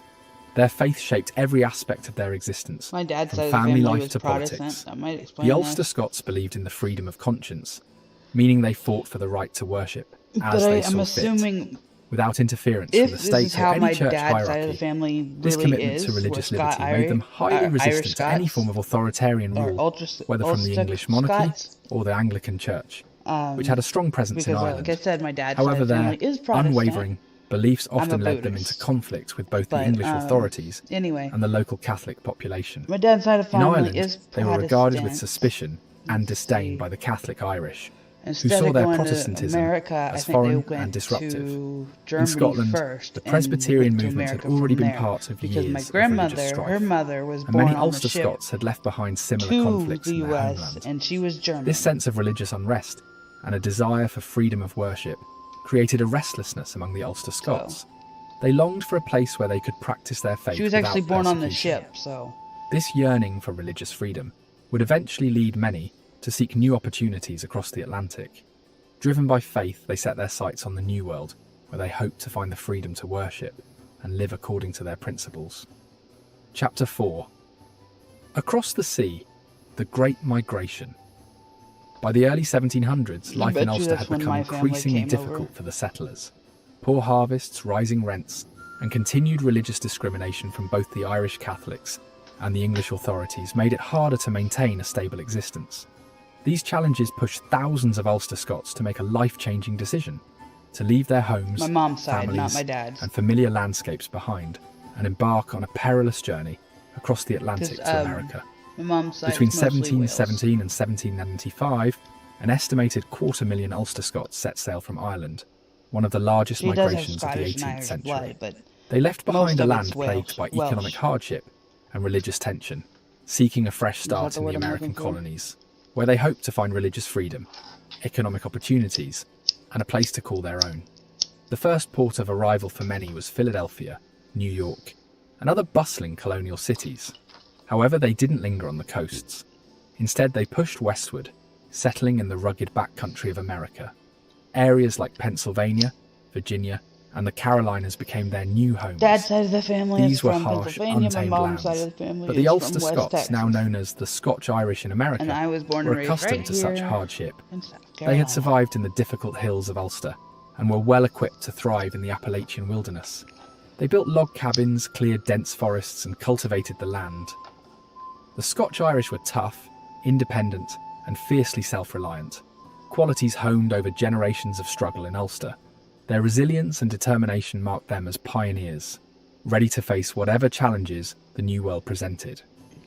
Whether dealing with harsh winters or conflicts with local tribes, they faced it all with the same spirit that had driven them across the sea. Their migration transformed them, and they soon became a defining force in shaping the future of early America. Chapter 5. The Frontier People. On the American frontier, the Scotch-Irish found freedom, but it came with constant danger. Settling far from cities and any formal protection, they lived in a wilderness where survival depended on their resourcefulness. Surrounded by Native American tribes and facing isolation, the Scotch-Irish settlers had to rely on their own strength Going through and my the strength of their DNA community. searches, this seems They to be quickly the learned most to likely defend thing their that homes, happened to their my families, family, and their except land, Germany was involved creating a somehow. society based on self-reliance and mutual support. The settlers built log cabins and forts, often in areas where other settlers Like I said, it's the hadn't most yet recent, ventured. but that could be because They of my cleared the land for grandmother. farming and hunted for food, but they also She knew how to herself fight might when necessary. have been full-blooded German. Their I'm not lives were sure. shaped by the constant need to protect their homes from external threats, making them skilled fighters. Their rugged independence and determination to defend their families made them known as fierce warriors. Their religious faith was also a guiding force. Scotch-Irish churches were simple, gatherings were rich in community me. spirit. Worship services know were both long sides and of the filled with family singing, prayer, were here and before the fellowship, revolution, where so- people came together to support one another. These gatherings were central to their identity and helped foster a sense of unity in the harsh frontier life. Alongside their faith, the Scotch-Irish carried with them a rich cultural heritage. They passed down Scottish tunes, Irish reels, and folk songs that would later influence early American music. These melodies contributed to the development of country, bluegrass, and folk music. Stubborn, practical, and deeply proud of their independence, the Scotch-Irish embraced the frontier's challenges. When the time came to fight for freedom, their spirit was unyielding, and they were ready to stand against any threat to their land and liberty. Chapter 6. Warriors of the Revolution. When the American Revolution erupted in 1775, the Scotch-Irish were among the first to take up arms. Having long faced oppression and religious persecution, they were no strangers to resistance. The unjust rule of distant monarchs and heavy taxes echoed the struggles they had endured in Ireland and Scotland. For them, this new fight for freedom was personal, reigniting a passion for liberty that had been passed down through generations. The Scotch-Irish played a significant role in the Revolutionary War. Historians estimate that as much as 1/3 of George Washington's Continental Army had Scotch-Irish roots. They formed militias, fought in key battles, and provided strong leadership. Many of their leaders, like General Andrew Jackson, would go on to shape the future of the United States.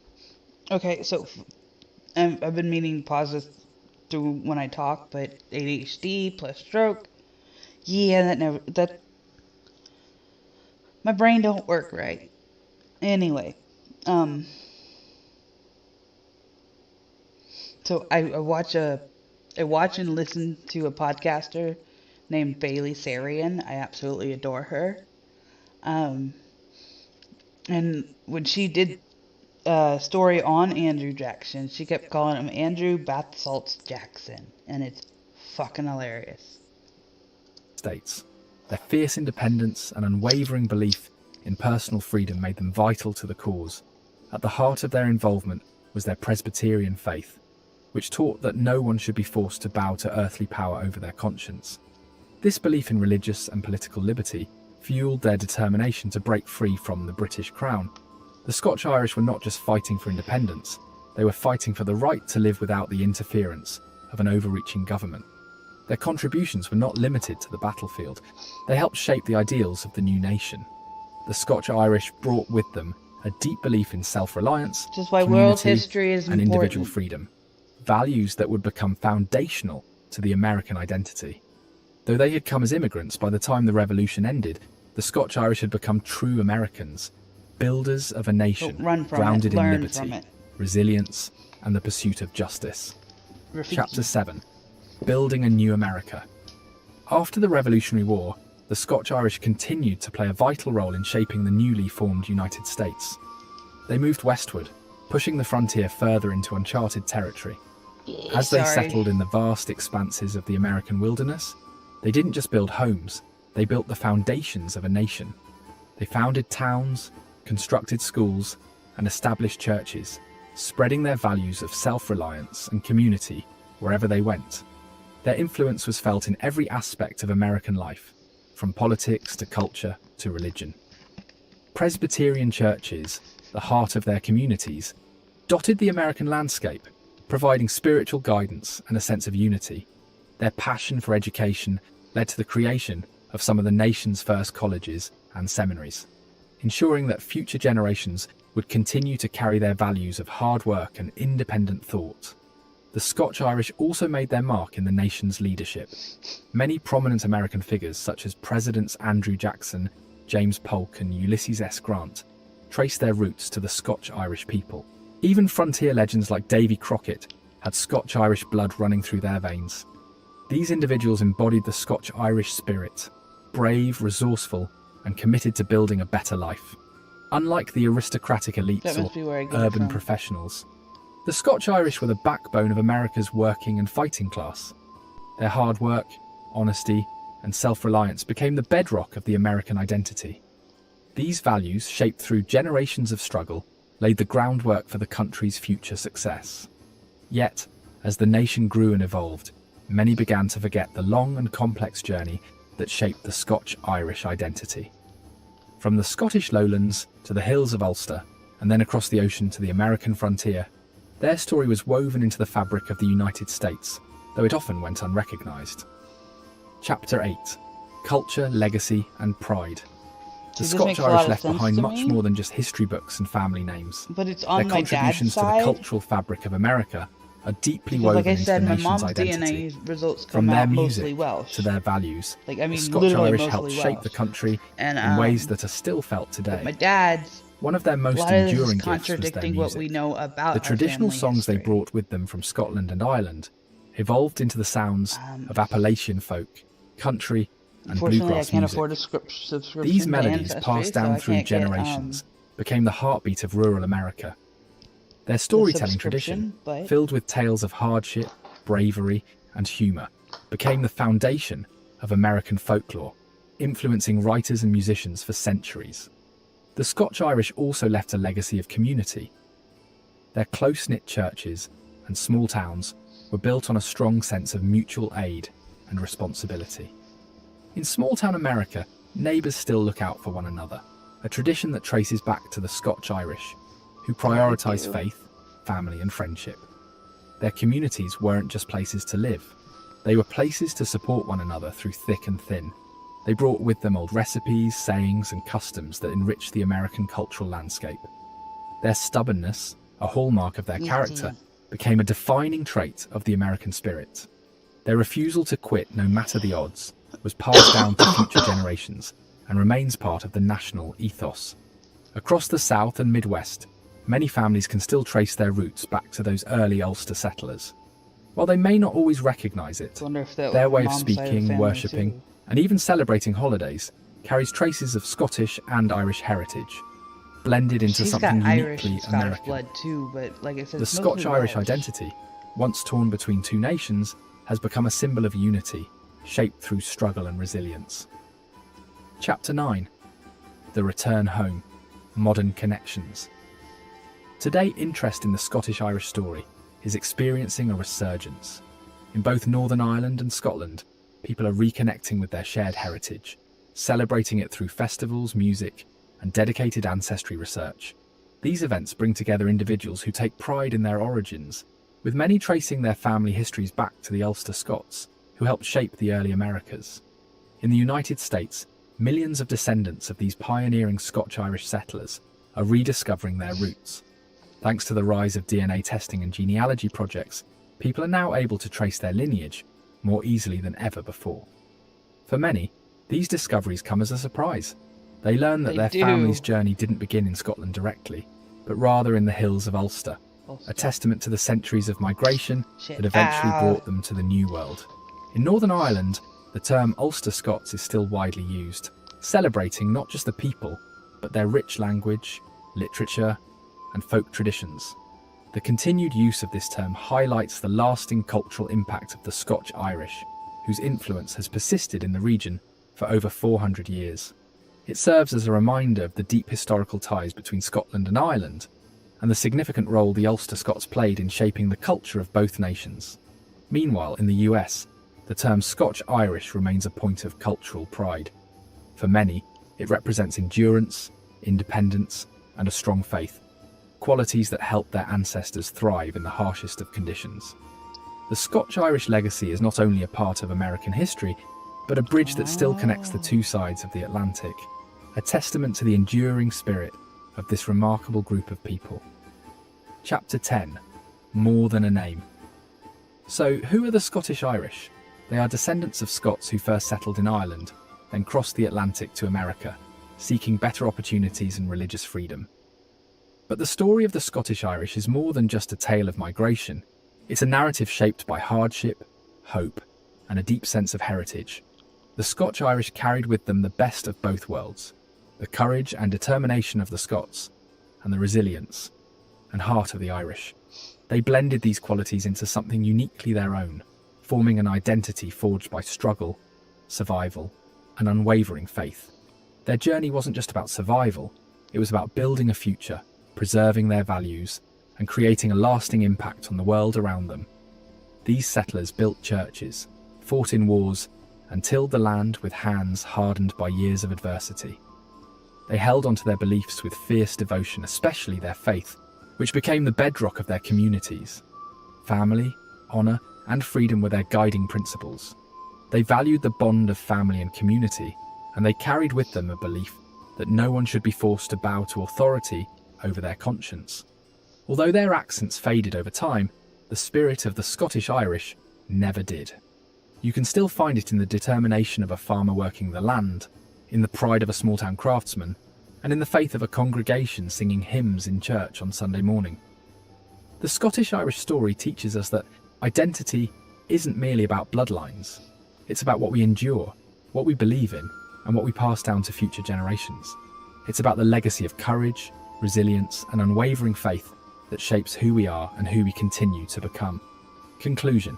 From the misty glens of Scotland to the green fields of Ulster, and across the ocean to the Appalachian Mountains, the Scottish-Irish journey is one of the most remarkable in history. They were a people caught between two homes, yet they made a third one built on courage, faith, and freedom. They helped shape nations, defended ideals, and passed down values that still echo through generations. So the next time you hear a fiddle tune, walk through a small American town, or meet someone with names like McCoy, Campbell, or Crawford, remember the story behind it. Because the Scottish-Irish weren't just settlers or soldiers. They were survivors, dreamers, and builders of the modern world.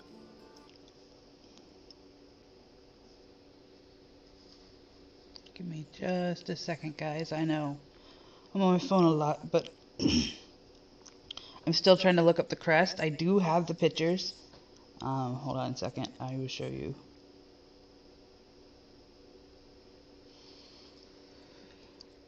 Let's see if I can get it right, like Lewis and all them do. Unfortunately, it's a little laggy on the screen I'm watching it on, so.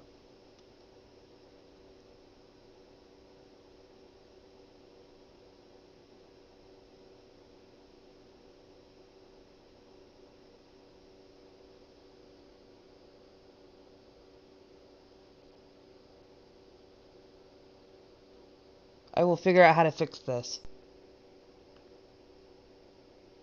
There we go. That works. The blue one is my dad's. The one with the lion is my mom's.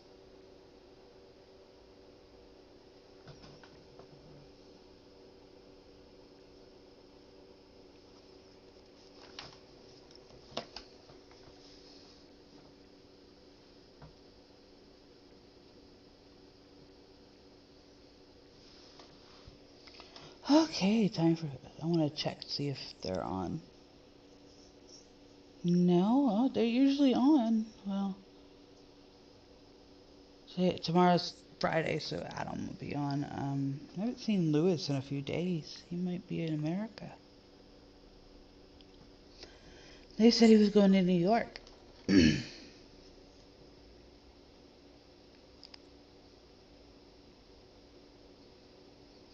Now, see, I'll be honest here, I just like Donald Trump, I really do. But I think he has dementia and should really be removed from office because of that. Because, like, my grandmother acts exactly the same way. She's sundowning, I think is what it's called. There might be another term for it, I'm not sure. But anyway, he acts exactly like her. And I know for a fact she has dementia, so. Oh well. He might need to be put in a nursing home is probably where he needs to go.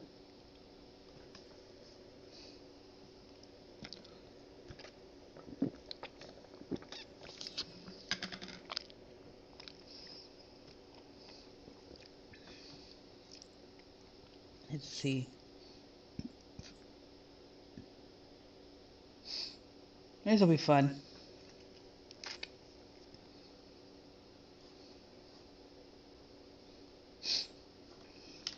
Oops.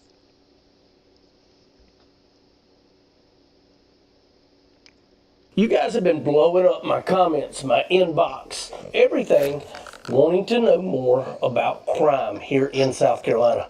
Chad, talk more about crime. Where are the most dangerous spots in South Carolina? How bad is it really? And where does Columbia fit in all of this?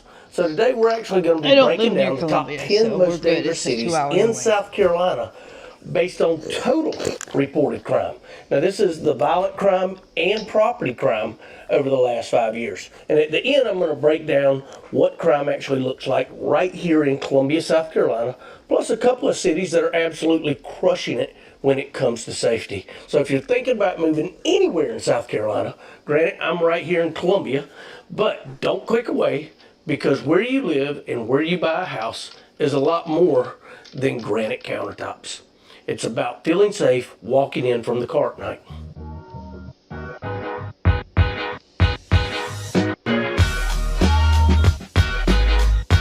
Hey, what's up everybody? I'm Chad Dorman, your local realtor right here in Columbia, South Carolina with eXp Realty. I help folks from all over the country figure out not just where to move in South Carolina, but where life is actually going to feel good. All the way from schools, commute, lifestyle, and yes, crime. If you're new here, I've already got a full playlist on Columbia, Irmo, Lexington, Chapin, Lake Murray, Blythewood, all the popular suburbs, and I break them down from cost of living, neighborhoods, new construction, all of it. Check my playlists. You can see I've got them separated from suburbs and whatnot too. You can go ahead and share those videos with people. I'm all If you're new here, I've already got a full playlist on Columbia, Irmo, Lexington, Chapin, Lake Murray, Blythewood, all the popular suburbs, and I break them down from cost of living, neighborhoods, new construction.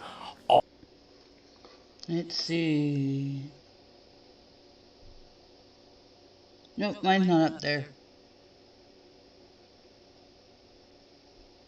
But that doesn't mean they're not in there. All of it. Check my playlists. You can see I've got them separated from suburbs and whatnot too. You can go ahead and share those videos with people. I'm always looking to help many people. Then go ahead and hit that subscribe button. Tap that notification bell. And if you want to talk more about your move 101, my number and email are in the description. Call, text, or email me anytime. That's why I say, yes, it is me that Charleston. is answering the phone call. But better yet, go ahead and click on my calendar link right there in the banner. We can talk face to face, and I really get to know you a little bit better. Other than that, let's get into it. Before we start throwing cities under the bus here, let me explain just how I pulled this list so we're not just fear-mongering. I looked at many things. I looked at state and FBI-based data sets that roll up crime per 1,000 people. That's violent crimes like murder, robbery, aggravated assault, plus property crimes like burglary, theft, motor vehicle theft. 5-year patterns from 2019 to 2024 in most of these cities, total violent and property crimes and how they compare to the national averages. And I layered that on top of South Carolina's overall trend. Violent crime is actually down about 6% year over year right here in South Carolina. And property crime is also down about 6% as well year over year. So crime in South Carolina has been trending down, even though we still sit above the national average in both categories. A couple of real important caveats. These are citywide averages. There are always safer pockets and rougher pockets inside every single one of these places. There are good people and good neighborhoods in all of them. This is about helping you make smarter decisions if you're buying a house, not labeling anybody's hometown as bad, like looking at days on market. It tells you what's typical, not what's true of every single house. All right, we're actually going to start from number 10 and take it all the way down to number 1. And remember, this is total crime, violent plus property crime. Number 10 is Marion, South Carolina. Total crime is about 64 crimes per 1,000 residents. Now the bigger issue here in Marion is property crime. Thefts, burglaries, violent crime, layered on top of a violent crime rate that's elevated, but not as extreme as places like Orangeburg or Hartsville. So data and local reports suggest Marion has ongoing property crime issues, but it's not sitting at the same top of the violent chart spot as some of the others. Now, if Marion's on your radar, don't forget, same type story, you drill down to the neighborhoods, not just the city label. And listen, as I go through these, give me a comment. If you live in one of these towns or cities, you know more than I do. Statistics tell a good story, but it's not always the story. So let me know. Share it with people you know that are in these cities. I would love to know exactly what each person's take of it is. I'd love to help you move there if one of these is yours, and we can deep dive into it even more. Number 9, Lancaster. Total crime is around 66 crimes per 1,000 residents. Clearly elevated, but not as extreme as the top of this list. Both violent and property crimes sit above national norms, with property crime driving most of the numbers, same as it did with Marion. It's not that far off Marion. Now, looking across the 5 years, Lancaster looks more like a steady high city than one in freefall. Crime's elevated, but not spiking in some crazy way year over year. So it's still one of the more dangerous cities by the stats. But with the right neighborhood selection, you can absolutely live there safely. Number 8 is Myrtle Beach. Now, no surprise to a lot of you, Myrtle Beach has always had a reputation for high crime for a very long time, especially when you adjust for the tourism head count. I mean, from 2019 to 24, the 5-year averages I've been to show Myrtle Beach several over times 8,000 in my violent life. crimes I mean, and over I grew up going 15,000 there, property crimes reported. Now that's violent crime. I would not at go about there alone. 160% above national rates, and property crime around 170% above. Here's the twist though. Myrtle Beach PD reports that overall crime is down nearly 50% since 2015. And even categories like motor vehicle theft have improved from 2023 to 2024. So yes, it's still one of the most crime-heavy cities in South Carolina on paper, but the trend line is actually improving. It's kind of like Airbnb that looks incredible in the photos. Beautiful beaches, lots of jobs, lots of short-term rentals, and still an above-average amount of crime you need to account for. Now, I grew up going to Myrtle Beach all the time. You've heard me say in many of my other videos before, my dad's from Conway, my mom's from Myrtle Beach. They met in Myrtle Beach. And again, remember those pockets that you're talking about. I know many people, especially the golf courses and different things too, it's pockets of crime where you're at. It's still a very heavy spring break place for you to go and all too. Know when your kids are going down there. Know where they're staying. I had a lot of good times in Myrtle Beach, but at the same time, be wary too. Know where your kids are. Know where you're at, all the way from Broadway at the beach to different spaces too. I've never witnessed any kind of crime in Myrtle Beach myself, and I'm 51 years old. Still a great place to go. Just do your stats before you go. Tailor it down to the neighborhood. Call me. I know Myrtle Beach pretty well. I know the areas. Give me a call. Shoot me that text. Comment. I know everybody's going to Myrtle Beach. So share this with plenty of people that they can know as well. All right, number 7, Dillon. Total crime. Overall rates in the 6,000 to 7,000 per 100,000 range. There. Well over double the national levels. Your odds of being a victim of violent crime are around 1 in 54. Whereas your odds of being a victim of property crime, 1 in 20. What does that tell me is if I'm going to be in Dillon, I would do it in some of the safest cities, but I would definitely have a security system in my house. There's enough technology out there now, you should be able to keep up with this more. Now, in the last 5 years, Dillon has seen more than 1,600 violent and 2,300 property crimes, with property crime especially far above the national average. So Dillon's story is heavy on burglary, theft, and vehicle crime, on top of elevated violent crime. All right, number 6, Darlington. Recent reports put total crime in Darlington at roughly 7,000 crimes per 100,000 people. I loved it at first, but that's more than 230% above national levels. To the point I did have a 5-year averages show violent crime is around 260% above the national. Property crime is about 120% above the national. Now, over 5 years, you're talking more than 1,600 violent crimes and over 1,900 property crimes in a relatively small population town. I don't know if it's that's a lot of crime density. There's no big "we fixed it" trend yet. Being out there it's more like a stubbornly high plateau. So again, if Darlington's on your list, you want to be very strategic. I took a nap in the car. I got so tired, and I think that's one data set has Hartsville at around 119 crimes per 1,000 people. That's over 3 times the national average. Second one crime is roughly 1,700 plus per 100,000, I've only had one on record. Which is almost 300% higher than the statewide violent crime rate. Our statewide is already high, and you're doing that, you're 300% above the state just put my kids on the crime bus. rate. And property crime is about 61 out of every 1,000. Over the past 5 years, Hartsville has recorded about 1,900 violent crimes and 2,500 property crimes, which puts that average violent rate at more than 5 times the national average. Hartsville's college and community town with festivals, sports, all that good stuff, but crime is absolutely a part of their story as well. If you're considering Hartsville again, you don't just look at the city name, you look at the block. All right, number 4, Orangeburg. Now this should be as if you are here in If I you're did not born and see bred him in South till Carolina, 9 this o'clock that is night. should be no And surprise she at drove all. him up Orangeburg's there. It has been for years running. There are Right now, over at that point, I 130 don't know. crimes They were per had my 1,000 suspicions, residents. but That's far above I the didn't state know and at the national time. averages.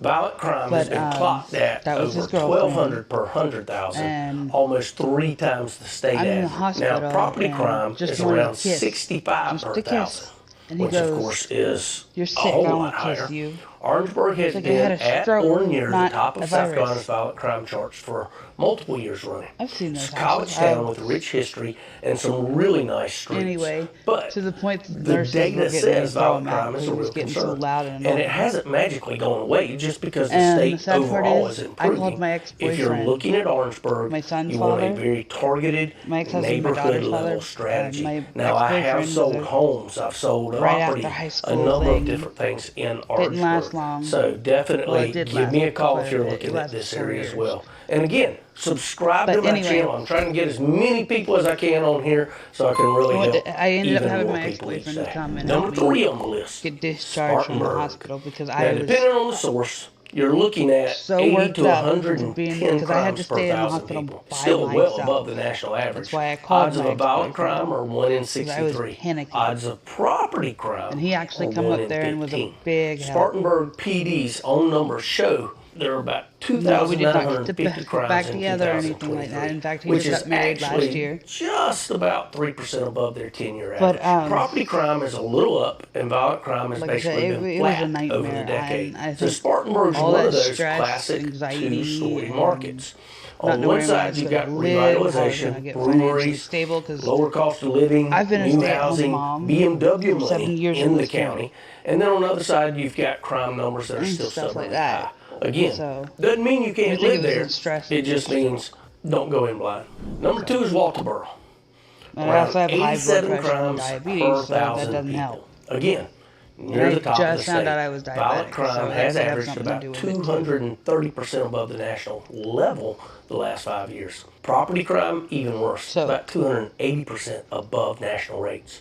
Over 5 years, It was the Walterboro darkest has time seen in my more life, than but now I am 1,100 violent crimes not and nearly remarried. We do 1,800 plan on property getting crimes. married, but my And boyfriend you've and probably I have been seen together some of the 6 years now. headlines around the shootings So, and high-profile cases recently. we're doing They pretty call it good. the I'm front happy. porch The of the kids low are country. happy. But the crime numbers tell a little bit different side of that story. Feels nice to If be you're in a safe moving there place or and investing not have to there, constantly you go where he absolutely want to wants sit down with a to, local otherwise expert. he Pull up freaking some guilt crime trips maps you or and really focus in on the frickin' specific pockets runs off that when he doesn't feel get his really way. safe and stable. And now, number 1, I would give a bugle intro, but I really don't think anybody wants to be the number 1 He wanted me barefoot and city pregnant while he when was it out comes screwing other to women. crime. It is Union. Total crime, about 92 crimes per 1,000 residents. It's one chamomile of the highest oil. rates in the I love entire it. state. Violent versus Chamomile oil property. and gardenia. The odds of being a victim of violent crime, about 1 in 96. And property crime, 1 in 12, with roughly 82 property crimes per 1,000 people.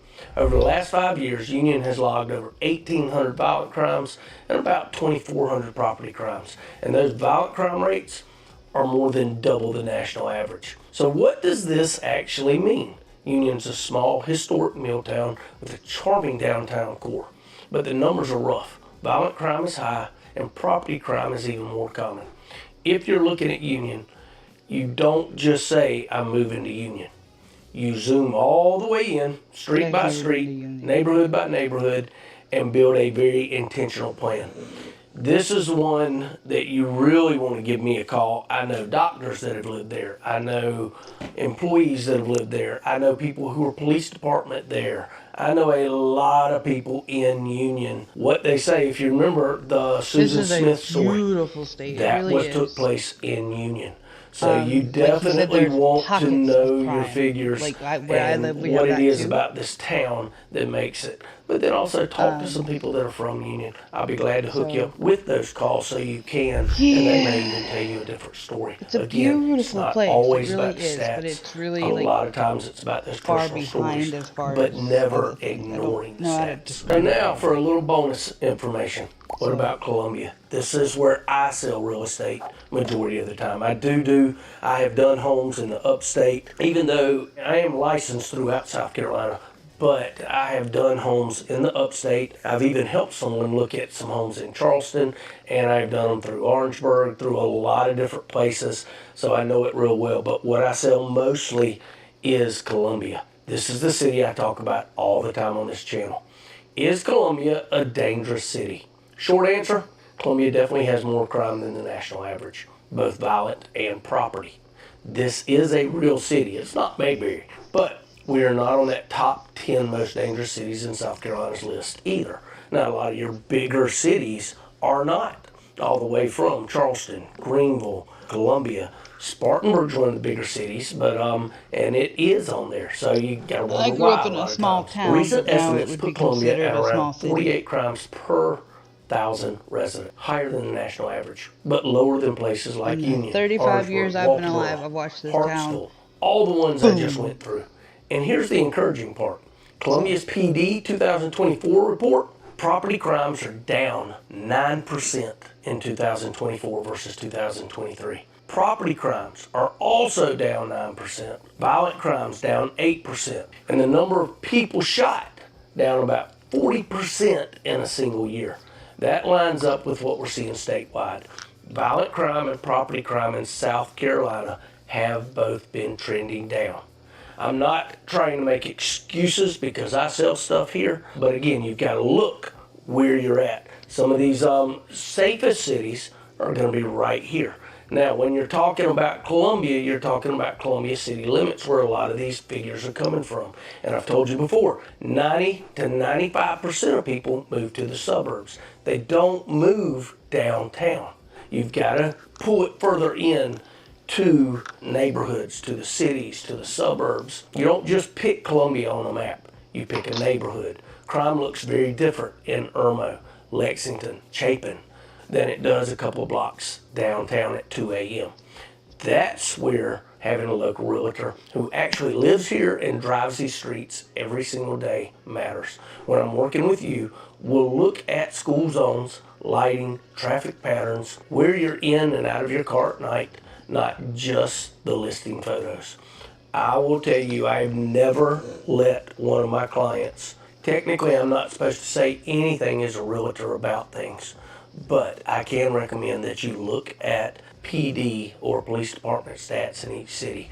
And in doing it like that, I have never let any of my clients move to a bad area when I've grown up here all my life and know it. Now, we would be truly amiss in doing a top 10 most dangerous cities if we didn't give a couple shout outs to some of the most safe cities right here.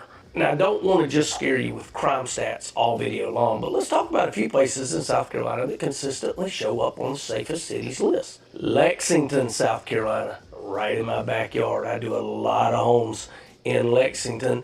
It's one of the highest population suburbs in all of Columbia, I don't think I've ever been to and Lexington. yet still one of the safest.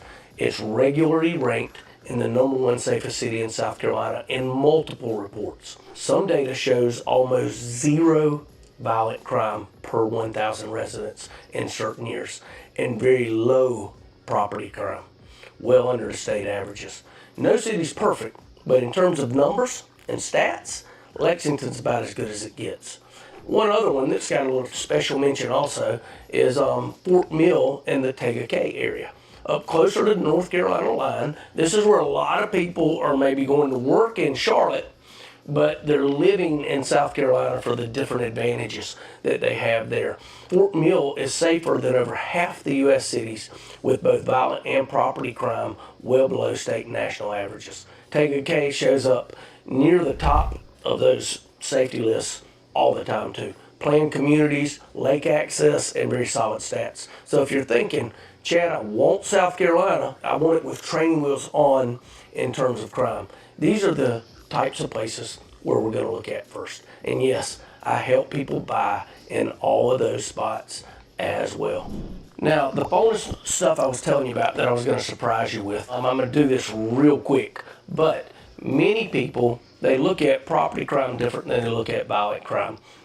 they really don't want to be in a city with violent crime. And let's face it, most of the people on these total property crime and violent crime lists are not as high in violent crime.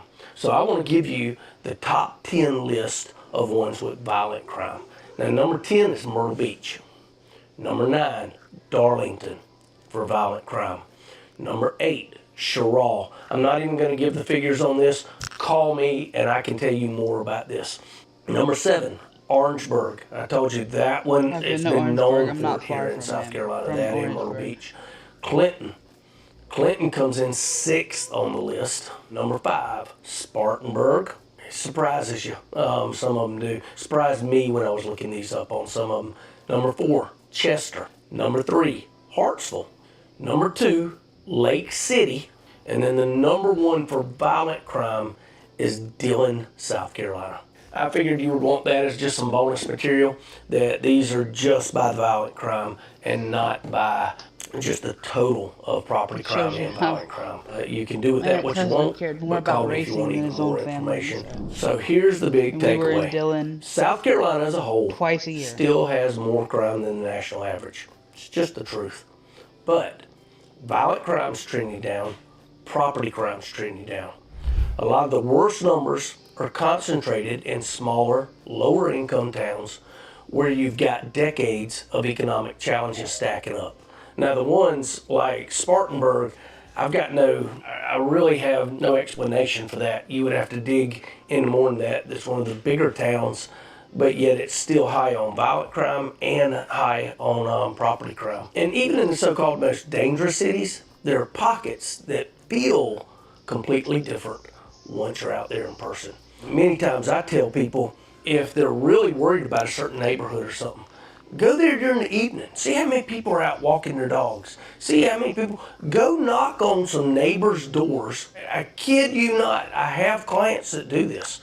Go knock on some neighbors' doors and ask them what their experience is in this neighborhood. They may have been in that house for 50 years, and you hit the jackpot when getting to know this stuff. If you're thinking about moving to South Carolina, especially around Columbia, Irmo, Lexington, Chapin, Lake Murray, Blythewood, don't let one headline or one list be the thing that makes your decision. Crime stats are a tool, just like days on market or interest rates. Use them. You don't live in fear of them. If you want help breaking down the neighborhoods, which neighborhoods are going to feel safe for you based on your budget, your schedule, kids, no kids, how late you're coming in home at night, that's what I do every single day. So call me, text me, email me. All my information's in the description below. We can hop on a quick Zoom, talk through your budget, and I'll literally pull up the map and show you where I'd buy if I were you. If this was helpful, click that like button.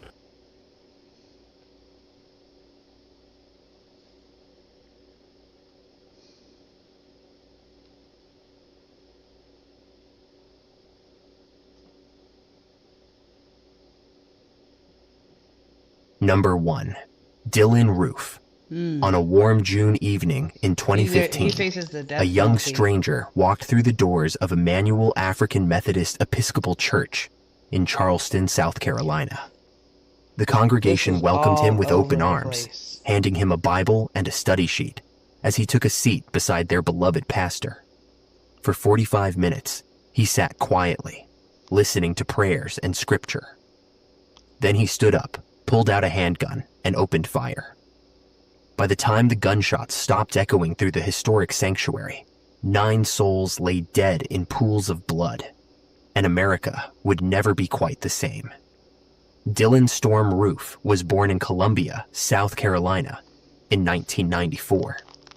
By most accounts, his childhood appeared unremarkable, middle class, suburban, ordinary. But beneath the surface, something darker was taking root. As a teenager, Roof drifted through life. And I'm gonna get some food. I'll be right back. Promise it won't take me too long.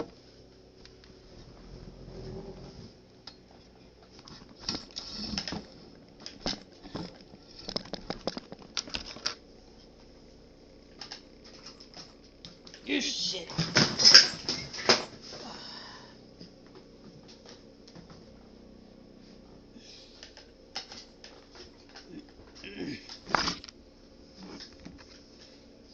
happens when you have too much shit on the table.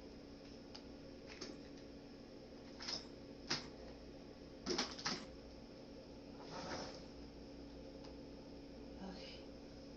I'll be back.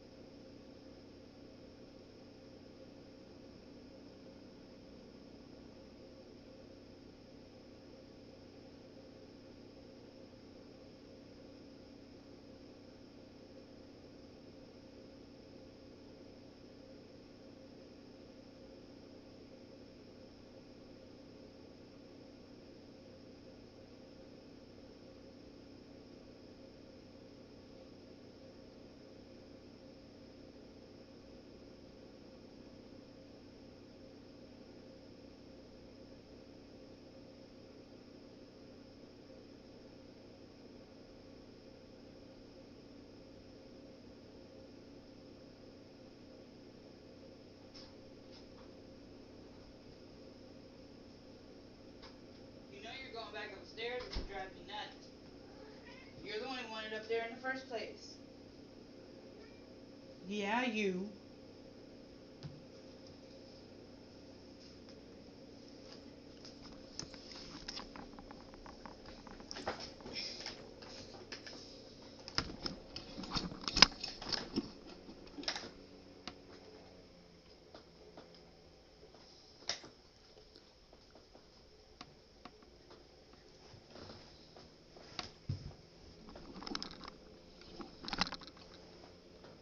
Okay, let's get back to the video. Sorry if I took too long. 18 hours. Without direction, dropping out of high school and bouncing between odd jobs. He had a small criminal record, trespassing, possession of controlled substances, minor offenses that raised no particular alarm. Friends would later describe him as quiet, sometimes awkward, but not overtly threatening. Yet behind closed doors, Roof was descending into an abyss of hatred. He spent hours online, consuming white supremacist propaganda and racist conspiracy theories. The 2012 death of Trayvon Martin became his twisted awakening. Instead of seeing tragedy, he saw justification for rage. He began photographing himself with Confederate flags and symbols of apartheid-era regimes. He registered a website called The Last Rhodesian and filled it with a rambling manifesto declaring that African Americans were taking over the country. His friends dismissed his rants as empty talk. They would soon learn how catastrophically wrong they were. It was a small town. For 6 months, Roof meticulously planned his attack. In the neighborhood I live he in, researched historic black churches across South Carolina, visiting plantations and civil rights landmarks, documenting his twisted pilgrimage with photographs. I guess I can't He understand purchased the a way Glock they think. handgun and 8 magazines, each loaded with 11 hollow point When bullets. both my parents had He to chose work, Emmanuel there's a AME lady that Church watched me, her name is Miss deliberately, Coker. not only because She it was was my one of the second mom, oldest and she African was American a black lady. congregations in the South, but because of its She's a profound sweetheart. significance in the Her civil son was rights like a big movement. brother. Her This daughter, was where history had been made. Roof her intended to make granddaughter, history Elise, was my of best his own. friend. On June 17, We're still good 2015, friends, he just drove from we have our own Columbia lives. to Charleston, arriving at the church just after 8 in the evening. Surveillance footage captured him entering, a figure in dark But- clothing carrying a fanny pack Anyway, Miss concealing his Coker's like weapon. my second mama. And she Inside, wasn't afraid to whoop my 13 ass people either. had gathered for Wednesday night Bible study. Pastor Clementa Pinckney, a charismatic state senator beloved by his community, Growing up that led way, I the guess session. I can't really see The group welcomed why Roof people would without think that way. hesitation. He sat Idiocy. beside Reverend Pinckney, pretending to pray, pretending to belong. Be the change you want to At see approximately in the 9 world. o'clock, as the congregation closed their eyes for a final prayer, Roof stood and drew his weapon. He methodically fired at point-blank range, reloading multiple yeah, times. I believe he's on death When row, someone begged him to stop, he responded with chilling words. "You're taking over our country. I have to do this." Survivors later recounted the horror, the screams, the blood, the unbearable helplessness. 26-year-old Tywanza Sanders confronted Roof, asking why. Roof shot him 5 times. 87-year-old Susie Jackson was killed instantly. Ethel Lance, Cynthia Hurd, DePayne Middleton Doctor, Sharonda Coleman Singleton, Daniel Simmons, and Myra Thompson fell one by one. 9 precious lives extinguished in minutes. 1 person was wounded but survived. 3 others played dead until Roof fled. Within 14 hours, right. law enforcement identified Roof through security footage shared across the nation. A florist in Shelby, North Carolina, recognized his car and called police. At 10:44 the following morning, officers pulled him over during a traffic stop. He was arrested without incident. Inside his vehicle, investigators found the murder weapon, ammunition, and a handwritten list of additional churches he had considered targeting. During interrogation, Roof confessed. He expressed surprise that he had killed 9 people. He thought the number was lower. He admitted planning the massacre for months, specifically choosing Emmanuel AME for its historical importance. When asked if he believed his actions would start a race war, He dismissed the idea, but showed no remorse. He told agents he almost backed out because the congregation had been so kind to him. Almost. The legal proceedings moved swiftly. Federal prosecutors charged Roof with 33 counts, including hate crimes resulting in death and obstruction of religious exercise. Been to a black church, they feed The you. trial began in December 2016, Once all is done. and the evidence was overwhelming. Surveillance It's like going to footage, a cookout. ballistic Awesome. reports, eyewitness testimony, his own confession. Every piece pointed to premeditated, racially motivated mass execution. On December 15th, 2016, the jury found him guilty on all counts. It took them less than 2 hours. During the penalty phase, Roof chose to represent himself, refusing to present any mitigating evidence or emotional appeal. He addressed the court briefly, offering no apology, no explanation, only cold defiance. In January 2017, the same jury sentenced him to death. He became the first person in American history to receive a federal death sentence for a hate crime. Appeals followed. In 2021, the Fourth Circuit Court of Appeals upheld both his conviction and sentence, stating that no cold record or parsing of statutes can capture the full horror of what Roof did. Today, Dylann Roof remains on federal death row at the United States Penitentiary in Terre Haute, Indiana. In December 2024, President Joe Biden commuted the sentences of 37 of 40 federal death row inmates to life imprisonment without parole. Roof was among the 3 exceptions, along with the Boston Marathon bomber and the Tree of Life synagogue shooter, whose crimes Biden classified as terrorism or hate-motivated mass murder, too extreme for mercy. Some family members of the Emanuel Nine expressed frustration with this decision, arguing that keeping Roof on death row prolongs their anguish by preventing closure. Others believe the death sentence is justified. Roof continues to appeal, ensuring that his name and his victims' names remain intertwined in an agonizing legal limbo. The Charleston Church has been lovingly restored and remains active, a testament to resilience in the face of unspeakable evil. But the scars on survivors, families, and an entire community will never fully heal. From a church sanctuary drenched in hate to the palatial halls of a legal dynasty, our next case takes us into a world where privilege and power couldn't prevent the unraveling of one man's carefully constructed life. Number 2, Alex Murdaugh. For nearly a century, the Murdaugh name represented power and prestige in South Carolina's Low Country. 3 successive generations had served as the region's top prosecutors, commanding respect and wielding influence that seemed untouchable.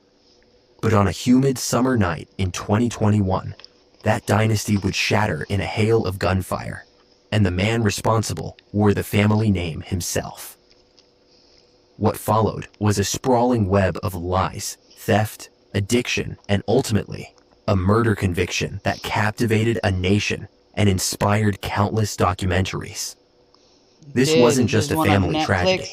It was the complete unraveling of a man who believed himself above the law. I think this was a nationwide case. Richard Alexander Murdaugh, known simply as Alex, was born into legal royalty. His great-grandfather, grandfather, and father had each held the position of 14th Circuit Solicitor, a stretch of prosecutorial dominance spanning nearly 90 years. Alex followed the family tradition, becoming a personal injury attorney at the firm Peters, Murdaugh, Parker, Elsroth, and Dietrich. He presented himself as a pillar of the community, successful, charitable, devoted to his family. He married Margaret Kennedy, known as Maggie, and together they raised 2 sons, Buster and Paul, on a sprawling 1,700-acre hunting estate called Moselle. From the outside, life appeared golden. Behind closed doors, however, cracks were forming. Alex harbored a 2-decade opioid addiction that drained thousands of dollars weekly. To sustain his habit and maintain appearances, he began embezzling from clients and his own law firm, siphoning millions through fabricated expenses, forged checks, and elaborate schemes. For years, he evaded detection, his reputation shielding him from scrutiny. But by 2021, the walls were closing in. On the evening of June 7, 2021, Alex called Maggie and asked her to meet him at Moselle, supposedly to visit his ailing father together. She texted a friend that her husband sounded fishy and was up to something. Paul was already at the property. Around 8:30 that night, Paul filmed a short video at the dog kennels showing one of the family dogs. Alex's voice can be heard clearly in the background. Shortly after 9 o'clock, neighbors reported hearing gunshots. At 10:07 p.m., Alex dialed 911, his voice frantic and breaking. He claimed he had just returned home from visiting his mother and discovered the bodies of his wife and son near the kennels. Maggie, 52, had been shot multiple times with a rifle. Paul, 22, had been blasted twice with a shotgun at close range. Blood pooled across the ground. Spent shell casings littered the scene. The weapons were never recovered. When law enforcement arrived, Alex appeared distraught, pacing and weeping. He insisted he had been elsewhere during the killings and had no idea who could have committed such horror. Investigators initially treated him as a grieving husband and father, but inconsistencies quickly emerged. Cell phone data told a very different story. Maggie's phone showed she had been alive and active until around 8:49 p.m. Paul's phone recorded activity until 8:50 p.m., including that kennel video with Alex's voice. After the shootings, both phones went silent. Alex's phone, meanwhile, showed frantic movement. He drove to his mother's house, but inexplicably stopped halfway up her driveway, parking by the woodline for only a few minutes before speeding back toward Moselle, reaching 74 miles per hour, faster than any trip he had taken that day. Investigators also discovered that Alex had deleted a call log from his phone. Most damning of all was Paul's video. For months, Alex had insisted he was never at the kennels that evening. The footage proved otherwise. Detectives began piecing together a motive. On the very day of the murders, Alex had been confronted at his law firm about missing funds. Financial investigators were circling. Paul was also facing trial for a 2019 boating incident that killed a teenage girl, a case threatening to expose the family's secrets and privilege. Prosecutors theorized that Alex murdered Maggie and Paul to gain sympathy, delay financial scrutiny, and distract from his crumbling empire. By July 2022, authorities had gathered enough evidence. A grand jury indicted Alex Murdaugh on 2 counts of murder and 2 counts of possession of a weapon during a violent crime. The trial began on January 25, 2023, in Colleton County, and stretched across 6 weeks. Media dubbed it South Carolina's Trial of the Century. Prosecutors presented overwhelming circumstantial evidence, cell phone records, ballistics analysis, financial documents revealing over $12 million in theft, and Alex's own contradictions. The defense argued contamination of the crime scene and suggested alternative suspects, but their case faltered under the weight of forensic data. He paid some guy to shoot Alex him. took the stand in his own defense, a risky move that backfired spectacularly. While emotional and articulate, his explanations grew increasingly implausible. He admitted to lying about his whereabouts, but insisted he would never harm his family. The jury didn't buy it. On March 23, after deliberating just 3 hours, they returned guilty verdicts on all 4 counts. The courtroom erupted. Maggie's family wept. Alex stared blankly ahead. At sentencing, Judge Clifton Newman called the case one of the most troubling he had ever seen. He sentenced Alex Murdaugh to 2 consecutive life terms without the possibility of parole. Newman suggested that the monster Murdaugh became through addiction might have driven the killings, but emphasized that nothing could justify such brutality. Alex continues to maintain his innocence from behind bars, where he is serving his sentence at a maximum security facility. His legal team filed appeals alleging jury tampering by the court clerk, a claim investigated but ultimately rejected in January 2024. However, in May 2025, the former trial clerk was arrested and charged with felony misconduct, reviving hopes for a new trial. Meanwhile, Alex pleaded guilty to dozens of federal and state financial crimes, adding another 40 years to his sentence. He also faces ongoing lawsuits from victims of his fraud. The Murdaugh legal dynasty, once untouchable, has been completely dismantled. The family name, synonymous with justice for generations, now represents one of the most notorious betrayals in American legal history. While Alex Murdaugh destroyed his family from within, our next case takes us into the cold, calculated world of a predator who hid in plain sight. Number 3, Todd Kohlhepp. He was a successful real estate broker. He drove a nice car, owned multiple properties, and had a polished professional reputation. Clients trusted him. Colleagues saw him as hardworking, if a bit eccentric. I think I've heard of this one. Nobody suspected that behind the respectable facade lurked a predator who had been planning, hunting, and destroying lives for over a decade. When authorities finally discovered the truth, they found something out of a nightmare. A woman chained inside a metal shipping container on his property, pleading for rescue after 65 days of captivity, and buried in shallow graves nearby. The bodies of people who never made it out alive. Todd Christopher Kohlhepp was born in Florida in 1971, but his childhood was anything but stable. His parents divorced when he was 2, and he bounced between households in South Carolina and Georgia. Psychological evaluations later revealed deep dysfunction, an unhealthy relationship with his stepfather, behavioral problems, and disturbing aggression toward other children and animals. By adolescence, those warning signs had escalated into something far more sinister. In 1986, at just 15 years old, Kohlhepp kidnapped a 14-year-old girl in Tempe, Arizona. He held her at gunpoint, brought her to his home, restrained her, and committed a violent assault before threatening to eliminate her entire family if she spoke. He was tried as an adult, convicted, and sentenced to 14 years in prison. Most people who knew him assumed that would be the end of his criminal life.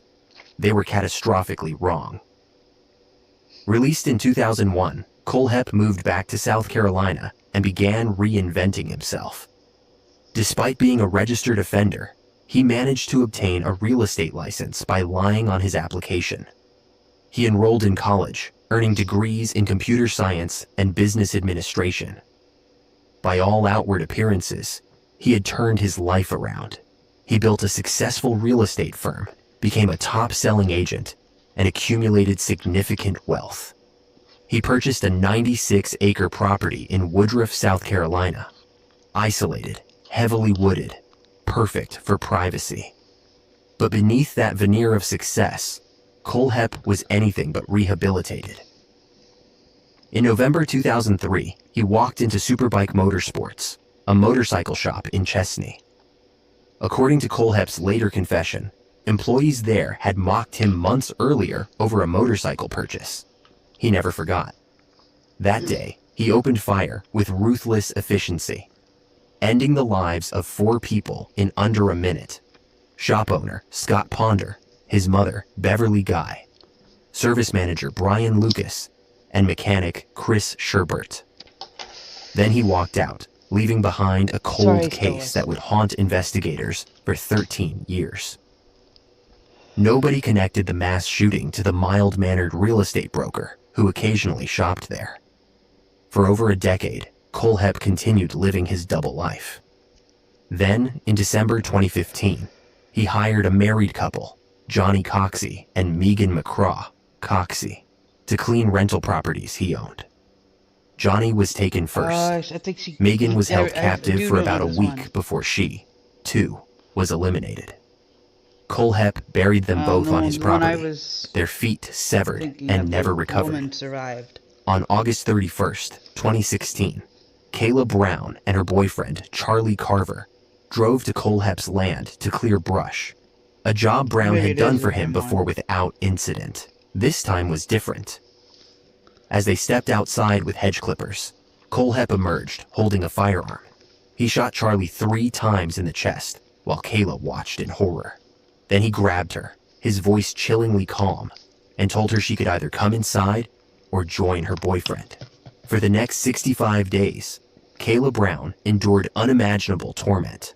Kohlhepp chained her by the neck, wrists, and ankles inside a metal shipping container on his property.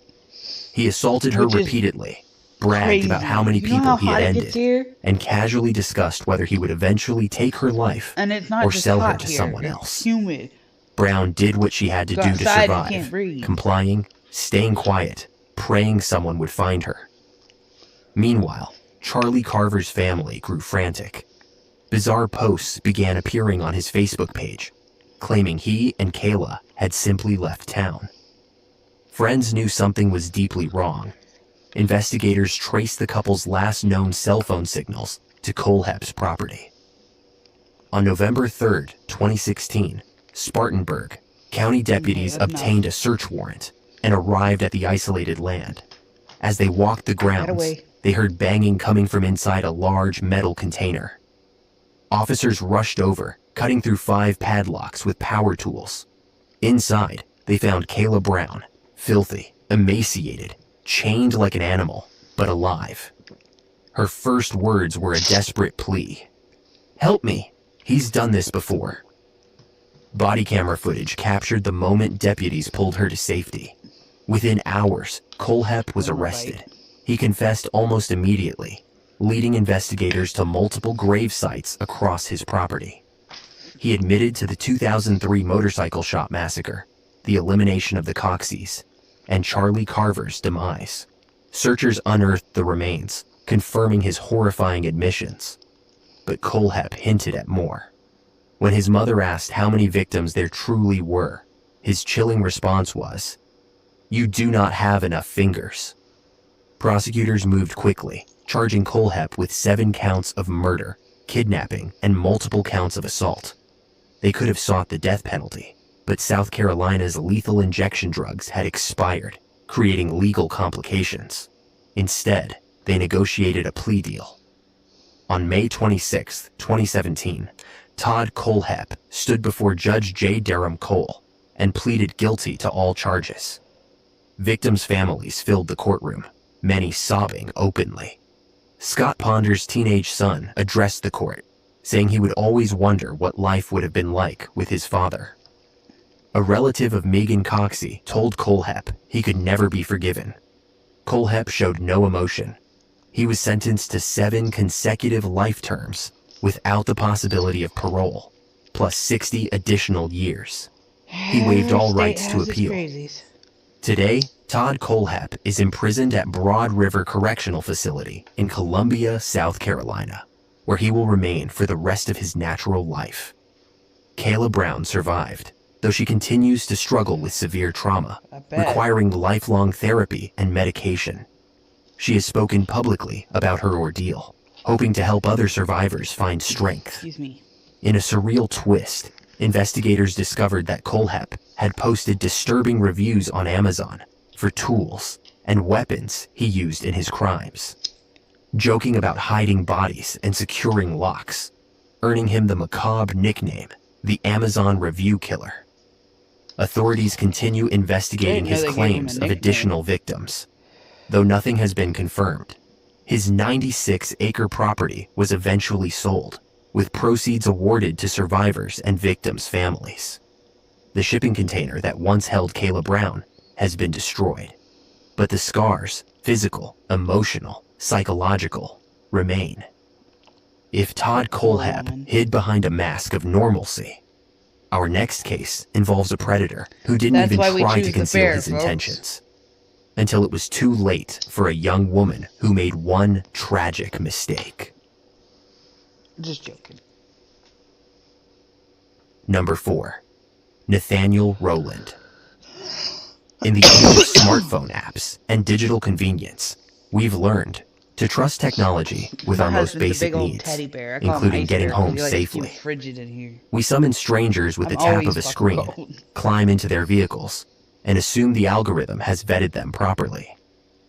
But on a spring night in Columbia, South Carolina, that trust became a fatal mistake for a young woman who had her entire future ahead of her. This is the story of how a predator exploited that modern vulnerability, transforming a routine ride request into one of the state's most heartbreaking tragedies.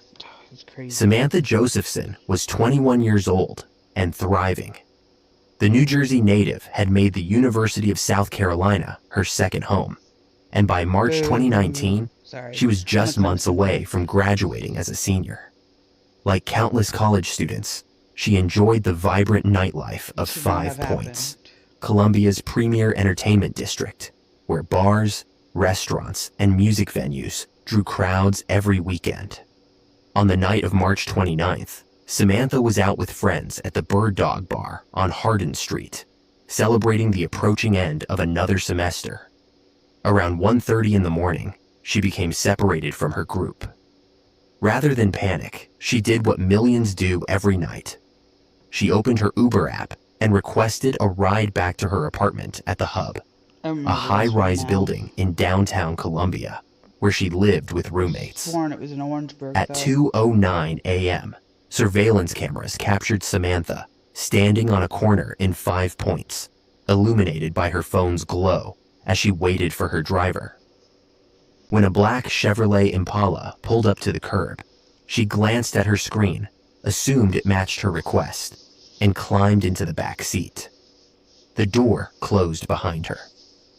What Samantha didn't realize, what she couldn't have known in those crucial seconds, was that the man behind the wheel was not an Uber driver. His name was Nathaniel David Rowland. He was 24 years old, and the moment she entered his vehicle, he activated the child safety locks. Samantha was trapped. Rowland drove away from the bustling streets of 5 Points and disappeared into the night, taking her toward a remote stretch of Clarendon County, roughly 65 miles from where her friends were still celebrating. Road, but I don't live nowhere near Columbia. By Friday morning, Samantha's roommates were worried. She hadn't returned home, wasn't answering calls, and her absence felt immediately wrong to those who knew her reliability. They contacted authorities, and Columbia police launched a missing person investigation. That afternoon, turkey hunters walking through a wooded area in Clarendon County made a devastating discovery. Sorry, Stellis. I keep They forgetting found you're up Samantha's body abandoned in the isolated brush. The medical examiner would later determine she had been stabbed 120 times, suffering wounds to her head, neck, face, upper body, leg, and foot. She had been virtually drained of blood. The brutality was incomprehensible, the attack so vicious that investigators knew they were dealing with someone capable of extraordinary violence. Meanwhile, law enforcement had circulated descriptions of the black Chevrolet Impala seen in surveillance footage from 5 Points. Around 3 o'clock Saturday morning, roughly 24 hours after Samantha's disappearance, K-9 officers on patrol spotted a vehicle matching that description just 2 blocks from where she was last seen. When they initiated a traffic stop, detecting the smell of marijuana emanating from the car, the driver was ordered to exit. Instead, Nathaniel Rowland bolted on foot. Officers pursued and quickly apprehended him. Inside his Impala, they discovered what could only be described as a mobile crime scene. Samantha's blood was found throughout the interior and trunk, confirmed through DNA testing. Her rose gold iPhone lay in the passenger compartment. And I know this stuff Bottles is of legal, bleach, cleaning wipes, and other supplies suggested a desperate attempt to sanitize the evidence. The child safety locks remained engaged, as did the window locks, modifications that would have prevented any passenger from escaping. Investigators also found scratches on Rowland's jacket that matched Samantha's desperate struggle, and forensic analysis revealed her DNA under his fingernails. He had been wearing long sleeves and gloves during the attack, a calculated effort to minimize the transfer of biological evidence. Another woman was in Rowland's vehicle at the time of his arrest. She knew him and fully cooperated with investigators, though her exact role remained unclear. What was undeniable was the mountain of physical and circumstantial evidence connecting Rowland to the crime. Prosecutors demonstrated that surveillance footage showed him circling the block repeatedly that night, watching Samantha as she waited for her ride. He had deliberately positioned himself to intercept her, exploiting her expectation that the next black car to arrive would be her legitimate transportation. Rowland's trial began in July 2021 before Judge Clifton Newman. The defense argued that Rowland's DNA was absent from Samantha's body and from the murder weapon's handle, suggesting reasonable doubt. They pointed to unidentified male DNA samples collected during testing. But prosecutors countered with the overwhelming physical evidence: Samantha's DNA beneath Rowland's fingernails, her blood on the blade, and her biological material saturating his vehicle. Dr. Thomas Beaver, a forensic pathologist, provided chilling testimony about the extent of her injuries. The defense rested without calling witnesses, and Rowland never took the stand to proclaim his innocence. After roughly 2 hours of deliberation, the jury returned guilty verdicts on all charges: murder, kidnapping, and possession of a weapon during a violent crime. Judge Newman, who would later preside over the Alex Murdaugh trial, declared there had been an avalanche of evidence against the defendant. "All roads led to you," he told Rowland during sentencing. "Every speck of evidence led to you." Before receiving his punishment, Rowland offered only, "I know I'm innocent, but I guess what I know and what I think really doesn't matter." Judge Newman imposed the maximum penalty available: life in prison without the possibility of parole. Rowland has remained incarcerated since his arrest on March 30th, 2019. His August 2024 appeal was denied, with courts ruling that even if certain evidence had been improperly admitted, the overwhelming proof of guilt rendered any potential errors harmless. Samantha's parents, Seymour and Marcy Josephson, channeled their grief into advocacy, working to improve rideshare safety nationwide. Their efforts contributed to new features, including PIN verification systems and more prominent license plate displays. While Nathaniel Rowland preyed on a stranger's trust in modern technology, our next case returns us to one of South Carolina's most enduring mysteries: a mother whose decisions on an October night shocked the nation and sparked debates that continue 3 decades later. Just one about the boys? Number 5, Susan Smith. Yep. Some crimes shatter our most fundamental assumptions about human nature.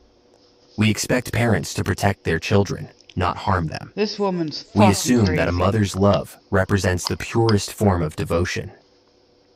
I was But on still a chilly little. autumn evening in Union, South Carolina, those assumptions collided still with a little when reality this so happened, but disturbing that it captivated the nation for weeks It's and still continues to disturbing. haunt the collective consciousness 3 decades later. This is the story of how a young mother's desperate lie sparked a massive manhunt, exposed deep racial tensions, and ultimately revealed a betrayal that defied comprehension. Susan Lee Vaughn was born on September 26, 1971, and grew up in Union, a small town in the upstate region where everyone knew everyone else. Her childhood was marked by tragedy. South Her Carolina father took was his own very life when she was rural 6 at years that old, time. leaving wounds that never fully healed. At 13, she attempted her own suicide. After graduating high school in 1989, she made a second attempt following a failed romantic relationship. In the early 90s, she married David Smith, and they had 2 sons together: Michael, born October 10th, 1991, and Alexander, He's born only a year August younger than 5th, 1993. To outsiders, they appeared to He's be a year building a younger than typical me, young and his brother family. was a year younger than my sister. But beneath the surface, their marriage was fracturing, By October 1994, Susan was 23 years old, separated from David, and working as a secretary. She had begun an affair with Tom Findlay, the wealthy son of her employer. Speaking from experience, is When not Findlay easy. ended No, their it's relationship because he didn't want But children, that's no reason to kill Susan your found children, herself I'm facing a sorry. choice that would I'd define never the hurt rest my of her children. life. On the evening of October 25th, 1994, at approximately 9:15 See, I was only p.m., 4 when that happened. Susan strapped 3-year-old Michael and 14-month-old Alex into their car seats in her maroon 1990 Mazda Protégé sedan. She drove to John D. Long Lake, just over 5 miles from her home. At the boat ramp, she put the car in neutral, released the emergency brake, and watched as it rolled down the incline. Investigators would later recreate the scene and determine it took 6 agonizing minutes for the vehicle to fully submerge beneath the dark water. When divers eventually recovered the car, they found it had nosedived into the mud. The boys' bodies were still strapped in their seats, heads hanging downward. One tiny hand was pressed against the window. But Susan didn't call police to confess. Instead, she ran to a nearby house and reported that she'd been carjacked. Her story was specific and alarming. She claimed that while stopped at a red traffic light on Monarch Mills Highway, a black man wearing a toboggan hat had suddenly forced his way into her vehicle at gunpoint. He allegedly ordered her to drive, then threw her from the car a few miles later and sped away with her screaming children still inside. The description of a white woman victimized by a black assailant in the rural South triggered immediate, intense media coverage. For 9 days, Susan and David Smith stood before television cameras, making emotional pleas for their son's safe return. Susan sobbed convincingly, her voice breaking as she begged the fictitious carjacker to release Michael and Alex. The entire nation watched, hung flyers, organized vigils, and called in tips. Law enforcement deployed massive resources searching for the children and their abductor. But investigators quickly noticed inconsistencies. The traffic light Susan described only turned red when cross traffic was present. She'd claimed no other vehicles were around. More fundamentally, carjackers want vehicles, not passengers. Why would someone let the driver go, but keep 2 toddlers? As questioning intensified, Susan's composure began cracking. On November 3rd, 1994, 9 days after the drownings, she finally confessed during an interview with authorities. The bodies were recovered from the lake that same day. Susan was charged with 2 counts of murder. Her defense team included Judy Clark and David Bruck, high-profile attorneys who would later represent the Unabomber and Boston Marathon bomber. The trial commenced July 18th, 1995, before Judge William Howard in Union. Lead prosecutor Tommy Pope argued that Susan killed her sons because they were obstacles to her relationship with Findlay. He described her releasing the brake as equivalent to pulling a trigger. The defense countered that this had been a botched attempt at taking her own life along with her children, but that her survival instinct kicked in at the last moment. They presented evidence of her troubled mental health, the trauma of her father's death, and inappropriate relationships in her past. Wildlife Department diver Steve Morrow delivered heart-wrenching testimony describing how he discovered the boys, shining his flashlight through murky water to see a small hand pressed against the glass. On July 22nd, 1995, after just 2.5 hours of deliberation, the jury convicted Susan Smith of murder. During the penalty phase, jurors heard additional testimony about her difficult upbringing, including revelations of an inappropriate relationship with her stepfather. Ultimately, they chose to spare her life. She received 2 concurrent life sentences with the possibility of parole after 30 years. Susan Smith's time in prison has been far from exemplary. In 1997, she was sanctioned for possessing contraband, a razor. In 2000, she admitted to sexual relationships with prison guards, including Alfred Rowe, who served 5 years probation after pleading guilty. She accumulated multiple disciplinary violations and was caught attempting to profit from her notoriety by sharing contact information with documentary producers. On November 20th, 2024, Susan appeared before South Carolina's parole board via video link from Leith Correctional Institution near Greenwood. She tearfully told the 7-member panel, "I know what I did was horrible, and I would give anything if I could go back and change it." Approximately 15 people opposed her release, including her ex-husband, David Smith, and prosecutor Tommy Pope. The board unanimously denied parole. She will be eligible for another hearing in 2 years. If Susan Smith's crime exposed the darkest possibilities of maternal betrayal, our next case brings us to South Carolina's death row, where a man's execution marked the resumption of a practice the state hadn't carried out in over a decade. Number 6, Brandon Council. On August 21st, 2017, millions of Americans turned their eyes skyward to witness a rare celestial phenomenon. A total solar eclipse would trace a path across the continental United States, plunging parts of 14 states into midday darkness. Schools dismissed early, businesses closed, and families gathered with special glasses to watch the moon obscure the sun. In Conway, South Carolina, a small city north of Myrtle Beach, the excitement was palpable. But while most residents prepared to marvel at nature's spectacle, one man from North Carolina saw the day's distractions as an opportunity. What unfolded that afternoon at a quiet bank branch would shatter 2 families and ignite a legal battle that continues to this day. A case that demonstrates how presidential pardons can reopen wounds communities spent years trying to heal. Brandon Michael Council was 32 years old and from Wilson, North Carolina.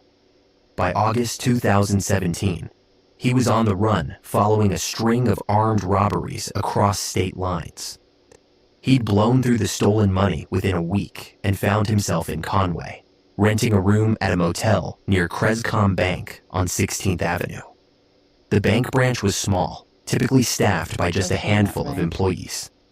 That Monday afternoon, with so many people focused on the eclipse scheduled for 2:15 p.m., Council decided to strike. Working at the bank that day were 2 longtime employees. 59-year-old Donna Major of Conway, who served as the teller, and 36-year-old Katie Skeen of Green Sea, the branch manager. Both women had come to work despite the celestial event. Major had written in her journal that morning about the eclipse, noting that all the kids had their eclipse glasses, and recalling the last time she'd witnessed such an event back in 1979, 3 years after her high school graduation. Katie Skeen had recently returned from church camp and was managing the branch with her characteristic cheerfulness and can-do attitude that colleagues remembered fondly. At approximately 1:10 p.m., Brandon Council walked across the street from his motel and entered the Crescom Bank. Surveillance cameras captured him standing inside the door, carefully observing his surroundings before approaching Major's counter. He told her he wanted to cash a check. As Major turned to her computer to process what she believed was a routine transaction, Council pulled a pistol from beneath his shirt and fired. The shot struck her, and as she stumbled backward in shock, he reached over the counter, grabbed her, and shot her again. Council then moved methodically toward the back offices, searching for other employees. He found Katie Skeen hiding under her desk, desperately seeking protection. Council held his gun to her head, and according to court documents, said 3 chilling words, "I'm sorry," before shooting her twice. He then returned to the front of the bank and fired a 3rd shot into Donna Major, ensuring she wouldn't survive to identify him. The entire attack lasted only minutes. Council collected approximately $15,000 from the bank, took Skeen's wallet and car keys, and fled in her SUV, get away with shit like while that. the rest of Conway gathered to watch the eclipse darken the sky at 2:15 p.m. investigators were just beginning to piece together what had happened inside the small bank branch. People are fucking 2 days later, crazy. authorities tracked Counsell to a hotel in Greenville, North Carolina, where he was arrested. He'd used the stolen money to purchase a Mercedes and had been living in relative comfort. During his FBI interview, Counsell admitted to the crimes, explaining that he killed both women because he was worried they might activate the alarm system. His confession was recorded and would become damning evidence at trial. Yeah, I get it. In September 2019, Brandon Counsell faced federal charges including bank robbery, resulting in death, and using a firearm during a crime of violence resulting in death. His trial was held in federal court in Florence, South Carolina. Another place my Prosecutors husband called liked to go 19 and witnesses, including Kathy Lambert, a Crescom employee who had been close friends with both victims, and testified through tears about text messages she'd exchanged with them about the eclipse that very morning. She explained she could never return to work at that branch location. The trial lasted nearly 3 weeks. Counsell's defense team presented no witnesses during the guilt phase. The evidence against him was overwhelming. On September 24th, 2019, after just 45 minutes of deliberation, the jury convicted him on all charges. The penalty phase shifted focus to whether Counsell deserved death or life imprisonment. Defense attorney Bill Nettles spoke for over 30 minutes about Counsell's troubled childhood. He'd lost his grandmother, who had raised him when he was just 11 or 12 years old. He'd spent time in a notorious North Carolina youth facility where he allegedly suffered physical assault. Defense witnesses included teachers, principals, relatives, and mental health experts who painted a picture of trauma and instability. But prosecutor Everett McMillan reminded jurors of Counsell's choices. You can choose your sins, but you can't choose your consequences. The jury deliberated for approximately 5 hours across 2 days. On October 3rd, 2019, they unanimously sentenced Brandon Counsell to death, the first federal death sentence handed down in the United States that year. Victims' family members addressed the court. Katie Major told Counsell seeing him made her sick to her stomach. Betty Davis, Katie Steen's mother, said she would never forgive him, but didn't hate him. He was simply the man who took Donna and Katie away. Counsell was transferred to federal death row at the United States Penitentiary in Terre Haute, Indiana. He filed multiple appeals and lawsuits, including one seeking $400 million and removal from death row, which was dismissed. But on December 23, 2024, President Joe Biden commuted the federal death sentences of 37 inmates, including Counsell, to life imprisonment without parole. Biden stated the death penalty should be reserved for terrorism and hate-motivated mass murder. The decision devastated the victims' families just before Christmas. In September 2025, Horry County Solicitor Jimmy Richardson refiled state murder charges against Counsell and announced intentions to pursue the death penalty once again. Richardson had strategically kept state charges available in case federal proceedings encountered obstacles. Counsell currently serves life in federal prison and has filed for compassionate release, claiming solitary confinement constitutes psychological torture. While Brandon Counsell's fate hangs between federal commutation and state prosecution, our next case takes us to a man whose execution couldn't be delayed. The first person South Carolina put to death in over 13 years.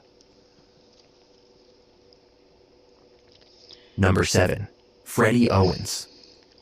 For more than a decade, South Carolina's execution chamber sat silent. The gurney remained empty, the syringes unused, the witnesses' gallery dark. From May 2011 onward, the state couldn't obtain the drugs necessary for lethal injection. Pharmaceutical companies refused to sell them if their identities could be publicly disclosed.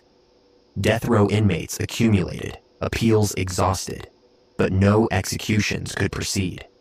the legislature responded by reviving the electric chair, introducing execution by firing squad, and passing a shield law to keep suppliers anonymous. By summer 2024, the South Carolina Supreme Court cleared the way for executions to resume. 5 inmates had exhausted all appeals and awaited their dates. The first name called would become historic, not just as the person to break the 13-year pause, but as someone whose final hours would be clouded by a shocking last-minute revelation from the very witness whose testimony helped seal his fate. Freddie Eugene Owens was born into chaos and poverty. His childhood in Greenville was marked by violence that left scars both visible and neurological. He witnessed his stepfather repeatedly chase his mother with a machete. His grandmother served time in prison after shooting another family member. When Owens entered South Carolina's juvenile detention system, the abuse intensified. He suffered physical harm and inappropriate conduct that caused what experts would later describe as organic brain damage affecting his judgment and decision-making. By his late teens, he had converted to Islam and taken the name Khalil Divine Black Sun Allah, seeking structure and meaning that had eluded him throughout his turbulent youth. On November 1st, 1997, just after 4 o'clock in the morning, 2 masked gunmen entered a Speedway convenience store on White Horse Road in Greenville. Owens was 19 years old. I've worked at Speedway. His co-defendant, Stephen Golden, accompanied him. 4 security cameras captured the robbery from different angles as one gunman moved behind the counter, while the other kept his weapon trained on the clerk from the customer side. The clerk that early morning was 41-year-old Irene Granger Graves, She was gorgeous. a single mother of 3 who worked multiple jobs to support her children. She was covering the overnight shift. As the robbery progressed, the gunmen demanded Graves open the safe. That's why I think our When she gas explained station she couldn't need to have access 2 it, people on staff surveillance at all footage times. showed the gunman's hand So one jerk person backward. can help. Then Graves help if collapsed. there She'd been is a shot in the need. head. The 2 men fled with cash, leaving Graves dying on the floor. This was the 3rd armed robbery in the Greenville area in less than 48 hours. Shit. Within days, investigators arrested both Owens and Golden.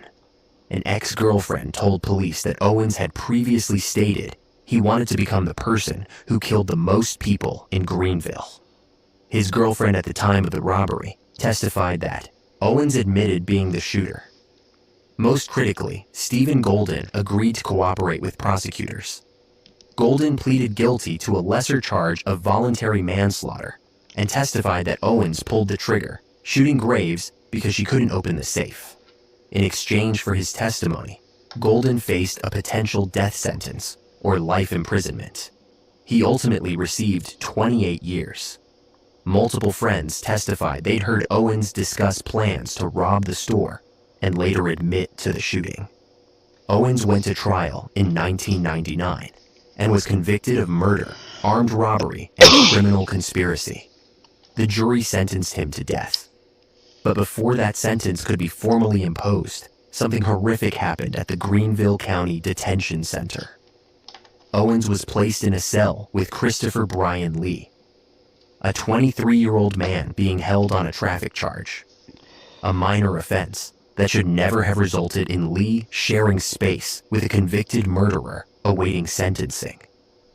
Owens confessed to investigators that he killed Lee by stabbing him, burning his eyes with a cigarette, choking him, and stomping on him. His written confession concluded, "I did it because I was wrongly convicted of murder." That confession was read to every subsequent jury and judge involved in Owens' case, eliminating any sympathy he might have garnered. Owens was charged with Lee's murder, but never tried. Prosecutors dropped the charges in 2019, with the right to refile them, precisely when Owens ran out of regular appeals. Owens' death sentence was overturned twice on appeal, but he kept returning to death row. By August 2024, 27 years after Irene Graves' death, the state issued his execution warrant. The date was set for September 20th, 2024. Because Owens believed choosing his method of execution would constitute suicide under Islamic law, he gave power of attorney to his lawyer, Emily Pavola, to make the decision. On September 6th, Pavola selected lethal injection over firing squad or the electric chair. South Carolina planned to use a single dose of pentobarbital rather than the previous 3-drug combination. Then, on September 18th, just 2 days before the scheduled execution, Stephen Golden signed a sworn affidavit recanting his testimony. Golden, now free after serving his sentence, Freddie Owens is not the person who shot Irene Graves. Freddie was not there. He claimed he'd been high on cocaine and marijuana when arrested and questioned. See, marijuana that he doesn't do lied that to shit save to himself from death row, and that prosecutors had made a secret deal he never disclosed to the jury. It's always Golden stated he knew the actual shooter's identity, but didn't name them. Owens's attorneys filed emergency motions seeking to halt the execution based on this new evidence. On September 19th, the South Carolina Supreme Court unanimously denied the request, noting Golden's affidavit contradicted his previous testimonies, statements to law enforcement, and Owens' own admissions. Multiple witnesses had testified about Owens' confessions and planning. The court saw no compelling reason to stop the execution. Governor Henry McMaster denied clemency. On Friday evening, September 20th, 2024, Freddie Eugene Owens was led into the death chamber at Broad River Correctional Institution in Columbia. Nobody wants to see His final meal had consisted of 2 cheeseburgers, French fries, ribeye steak, 6 chicken wings, 2 strawberry sodas, and a slice of apple pie. Approximately 50 protesters gathered outside the prison gates, holding pictures of Owens and praying. Media witnesses, including reporters from multiple outlets, watched as the curtains opened at 6:35 p.m. Owens, now 46 years old, looked toward his attorney. She smiled at him, and he appeared to smile back. He made no final statement. He remained conscious for roughly 1 minute before his eyes closed. His breathing grew shallow. His face twitched briefly. Then the movements ceased. At 6:55 p.m., he was pronounced dead. South Carolina's first execution since May 2011. South Carolina announced it could now schedule executions every 5 weeks, with 5 more inmates having exhausted their appeals and awaiting their return in the death chamber. Number 8. Stephen Bryant. When rural communities experience violent crime, the impact ripples differently than in urban areas. Everyone knows everyone else. Homes sit isolated along dirt roads where neighbors are miles apart. I think death row or the death Trust penalty is essential. When a stranger knocks asking for help with car trouble, people respond with genuine kindness because that's the code of country living. But in October 2004, someone exploited that trust across Sumter County, South Carolina, transforming acts of compassion into opportunities for robbery and murder. Over 8 terrifying days, a spree killer methodically selected victims in remote locations, taunted law enforcement with messages written in blood, and declared himself the Prowler when confronted. His execution 2 decades later would make him the 3rd person in South Carolina history to face a firing squad, a method revived specifically to resume executions after a 13-year pause. Stephen Corey Bryant was born April 12, 1981, into circumstances that defense attorneys would later argue doomed him from conception. His mother's drug and alcohol abuse during pregnancy caused what experts diagnosed as fetal alcohol spectrum disorder, leaving Bryant with organic brain damage affecting impulse control and decision-making.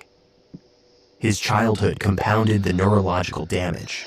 He suffered inappropriate conduct from 4 male relatives, his mother, a preacher's wife, and several strippers in his neighborhood before reaching adolescence. By his early 20s, Bryant was attempting to cope with overwhelming trauma through methamphetamine use and smoking marijuana cigarettes sprayed with bug repellent. Ugh. In the months before October 2004, he repeatedly begged his probation agent and aunt to get him help, explaining he couldn't stop thinking about his childhood experiences. No intervention came. The violence began on October 4th, 2004, when Bryant approached the home of Tom Dennis in rural Sumter County, east of Columbia. The property sat on several hundred acres, far back from the road, isolated and vulnerable. Bryant told Dennis his brother had stolen his pickup truck and needed help retrieving it from a ditch. Reach out for help and no one Dennis, came, so embodying the neighborly spirit of me, country living, assisted without hesitation. The next day, when Dennis left to attend Clemson's homecoming football game, Bryant returned and robbed the house, stealing a laptop, briefcase, and bag of money. 3 days later, he repeated this exact method with another rural homeowner, James Ammons, gaining trust before exploiting their absence. But Bryant's crimes escalated from burglary to murder. His first victim was Clifton Dale Gandy, an acquaintance. Bryant shot him and abandoned his body on a roadside. Then came the crime that would dominate his trial and become synonymous with his name. Willard Irving Teachin Jr., known to friends and family as TJ, lived in a secluded home in Sumter County. On an October evening, Bryant arrived claiming car trouble. Once inside, he shot Teachin multiple times. What happened next revealed a sadistic cruelty that went beyond robbery. Bryant burned Teachin's eyes with cigarettes. He lit candles around the body in some grotesque ritual. He found a potholder that Teachin's daughter had made as a child, dipped it in her father's blood, and wrote taunting messages on the walls. "Catch me if you can," and "Victim 4 in 2 weeks." The misspelling of victim added an eerie element to the macabre scene. When Teachin's daughter, Kimberly Dees, couldn't reach her father by phone, she called repeatedly, growing increasingly worried. On her 6th attempt, someone answered, but it wasn't her father. The voice said, "You can't, I killed him." When she responded that this wasn't funny and demanded to know who was speaking, the voice replied, "I'm the Prowler." She asked again for identification. The answer came back, "I'm the Prowler." That chilling declaration became Bryant's signature. Bryant killed again. His final victim was Christopher Earl Burgess, whom Bryant encountered at a convenience store. Bryant offered him a ride, a gesture that initially seemed helpful. But when Burgess stepped out of the vehicle to relieve himself along a lonely rural road, Bryant shot him in the back and left his body where it fell. Sometimes you can't wait. This pattern repeated with his second victim as well, offering rides to men, waiting until they were vulnerable and exposed on isolated roadsides, then shooting them from behind. The methodical nature of these killings contradicted defense claims that Bryant's brain damage caused impulsive behavior. Prosecutors argued his crimes demonstrated cunning and deliberation. Bryant was arrested within days of the final murder. He pleaded guilty to 3 counts of murder on September 11th, 2008, and received a death sentence. The South Carolina Supreme Court denied his direct appeal on January 7th, 2011. He spent 17 years on death row at Broad River Correctional Institution, receiving 2 disciplinary sanctions, one for fighting without a weapon in 2009, and one for possessing a weapon in 2023. His final appeals focused on his fetal alcohol spectrum disorder and childhood trauma, arguing the sentencing judge never properly considered how severely his brain damage had impaired him. Defense attorneys presented a 2024 psychological interview where Bryant described the full extent of his childhood experiences.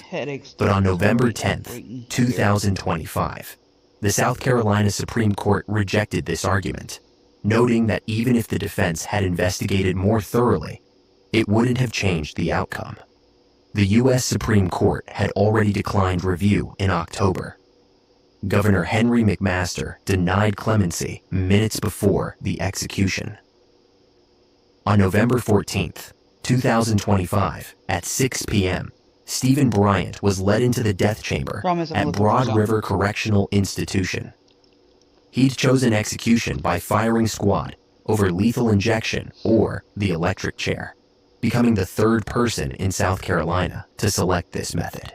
His last meal consisted of spicy mixed seafood, stir fry, fried fish over rice, egg rolls, stuffed shrimp, 2 candy bars, and German chocolate cake. 3 volunteer members of the prison staff, all carrying live ammunition, waited 15 feet away behind a black shade. Bryant, 44 years old, was strapped into the chair wearing a black jumpsuit and mittens. A sling around his chin restricted head movement. A doctor placed a white square with a red bullseye target over his heart. Media witnesses reported Bryant showed no reaction to the proceedings. He made no final statement. 3 of Willard Teachin's family members sat in the front row, holding hands. At 6:02 p.m., a hood was placed over Bryant's head. The curtain opened, and without audible warning, the rifles fired. The red target flew forward from his chest. Bryant made no sound. Within 3 minutes, at 6:05 p.m., he was pronounced dead. South Carolina had carried out its 50th execution since reinstating capital punishment in 1976. If Stephen Bryant represented evil manifested through untreated trauma and brain damage, our next case involves someone whose crime as a teenager sparked debates about juvenile sentencing that continue to shape American law. Number 9. Christopher Pittman. In American jurisprudence, few questions provoke more passionate debate than how to handle children who commit adult crimes. Should a 12-year-old be tried as an adult? Does a developing brain possess the same moral culpability as a mature one?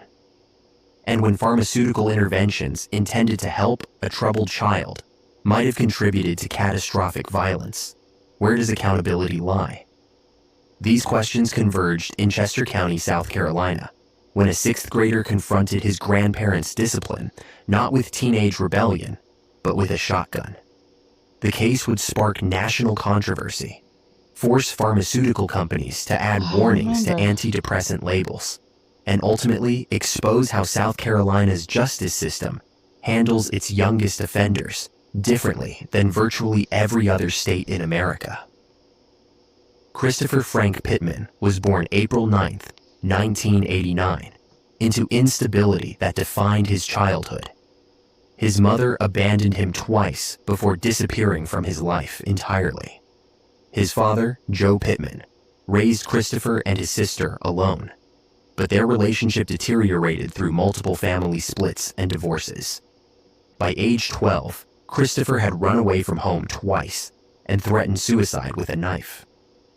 After one incident, police confined him to a state facility for troubled children for 6 days, where doctors diagnosed him with depression and prescribed Paxil. Shortly after his release, Joe Pittman sent Christopher from their Florida home to live with his paternal grandparents in Chester, South Carolina, Joe Frank and Joy Pittman, who had previously provided stability during Christopher's chaotic upbringing. Christopher enrolled in school and participated actively in church activities with his grandparents. Joy Pittman took him to a local physician to refill his Paxil prescription, but the doctor instead offered free samples of Zoloft, a different selective serotonin reuptake inhibitor manufactured by Pfizer. The medication switch would become central to what happened next. Yeah, I definitely need. On November 27th, 2001, Christopher got into a confrontation on the school bus, allegedly choking a second-grade student. The assistant principal called his grandparents to the school. That evening at choir practice, Christopher kicked the church musician's chair repeatedly. She admonished him, and his grandfather took him outside for a talk. The musician later testified Christopher returned with an angry expression. That night, November 28th, 2001, after his grandparents sent him to bed, Christopher claimed his grandfather, Pop Pop, paddled him with a belt for attempting to leave his room. What happened next would shock the small community of Chester. Shortly before midnight, Christopher retrieved a .410 pump-action shotgun from the house, a weapon his grandfather had taught him to use. He entered his grandparents' bedroom and shot both Joe Frank and Joy Pittman at close range while they slept. Then, demonstrating what prosecutors would argue was consciousness of guilt, he set the house on fire using candles and paper. He loaded his golden retriever into his grandparents' SUV, along with $33 from his grandfather's wallet and a cache of weapons, then fled into the night. Police arrested Christopher hours later on a remote gravel road in a neighboring county after he got stuck. Initially, he told investigators a fabricated story about a large black man who had broken into the house, killed his grandparents, set the fire, and kidnapped him. This false accusation, reminiscent of Susan Smith's lie 7 years earlier, temporarily misdirected the investigation. But at the police station, investigator Lucinda McKellar told Christopher they needed to have an adult conversation. After receiving Miranda warnings, he confessed fully, providing detailed statements about the murders and arson. McKellar wrote down his confession, which Christopher read and signed. In his statement, he admitted to the crimes, but maintained his grandparents deserved what they got. South Carolina prosecutors filed a motion with family court to waive juvenile jurisdiction, allowing Christopher to be tried as an adult for double homicide and arson. The motion was granted, a decision that would become a focal point of appeals for years.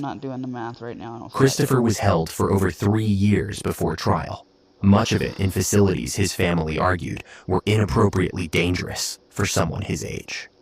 His trial finally commenced January 31st, 2005, when Christopher was 15 years old, but looked much older.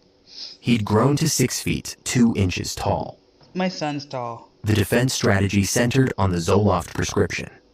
Attorney Andy Vickery, who specialized in pharmaceutical litigation, argued that Christopher had been taking Zoloft for only 3 weeks, and Paxil for about a week before that. What is Paxil? Defense psychiatrist Dr. Lynette Atkins diagnosed Christopher with drug-induced mood disorder, testifying she believed the medication caused him to hallucinate commands telling him to kill.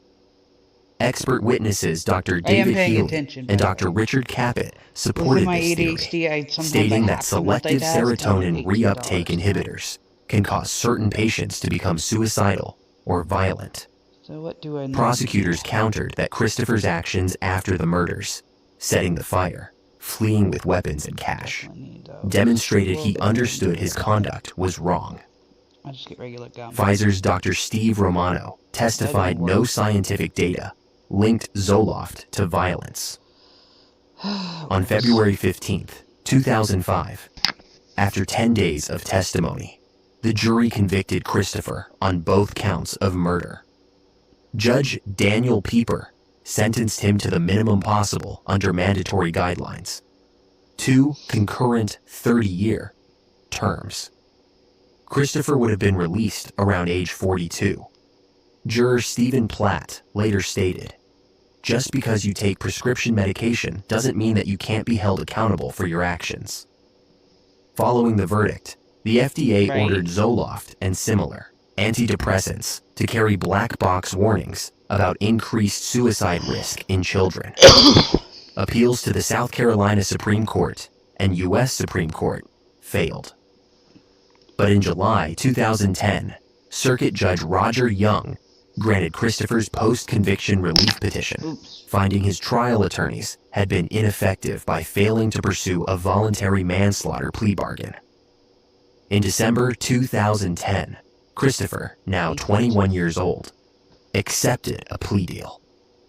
He pleaded guilty to voluntary manslaughter and received a 25-year sentence with credit for time served. His projected release date was February 22, 2023. He was released as scheduled and currently lives outside the prison system. Christopher Pittman spent nearly his entire adolescence and young adulthood behind bars for a crime committed at 12 years old, serving one of the harshest juvenile sentences in American history and igniting debates about culpability, medication, and justice that persist today. While Christopher Pittman's youth raised questions about justice and accountability, our final case involves a woman whose crime shocked South Carolina and resulted in one of the most recent life sentences handed down in the state. Number 10. Megan Jackson. Some people work with death every day. They transport bodies from crime scenes to morgues, from hospitals to funeral homes, handling remains with professional detachment that most could never muster. It's a necessary service that requires emotional distance, the ability to see a corpse as simply part of the job, rather than someone's loved one. But what happens when that professional familiarity with death becomes something darker? When someone who moves bodies for a living decides to create one more? In Horry County, South Carolina, a body transporter's illicit affair with a deputy coroner led to a murder plot that would shock Myrtle Beach and ultimately result in one of the state's most recent life sentences without parole. Megan Marie Jackson was 39 years old and working as a body transporter in Horry County when her world began to unravel in October 2020. She had 4 children with Gregory Vincent Rice, her partner of 15 years. Though their romantic relationship had ended, they maintained a cordial co-parenting arrangement. Rice had the children nearly every weekend, and both parents prioritized their kids' well-being. Rice, 46 years old, was devoted to his children above all else. Friends described him as someone who would never miss anything involving his kids. But Jackson had moved on in more ways than one. She'd begun a secret affair with Christopher Allen Dontel, a 42-year-old deputy coroner for Horry County. They worked together transporting bodies, and their professional relationship had evolved into something romantic, despite the fact that Dontel was married with children of his own. The affair remained hidden until Dontel's wife, Erica, received troubling anonymous text messages. The messages informed her that her husband was having an affair and had gotten someone pregnant. The texts specifically named Megan Jackson. When confronted, both Jackson and Dontel denied the allegations. Jackson deflected suspicion by telling the Dontels she believed Rice had sent the messages to cause trouble. But investigators would later discover the anonymous texts had been sent from Jackson's own phone. She'd exposed her own affair to Dontel's wife, then blamed Rice for it. This false accusation would become a crucial piece of the puzzle prosecutors assembled. On October 2nd, 2020, Jackson arrived at Rice's apartment near Flint Lake Drive, outside Myrtle Beach, to drop off their children for the weekend. But Rice wasn't home. Jackson claimed she'd spoken to him the night before, making his absence particularly odd. She reported him missing the following day. Investigators found his keys stuffed into a cushion on the front porch, which immediately struck them as suspicious. Rice's friend, Ryan Michniewicz, told authorities that Rice had recently mentioned something alarming. He'd said that if anything ever happened to him, people should know he didn't off himself. Phone records revealed that Rice received 2 calls from Jackson that night, and location data showed his phone leaving with her. When questioned, Jackson provided an alibi. She claimed she'd spent the entire evening with Christopher Dontel. But detectives soon learned about their affair and began digging deeper. Text messages recovered from Jackson's phone painted a chilling picture. Just 4 days before Rice disappeared, Jackson and Dontel had exchanged messages discussing ways to harm him.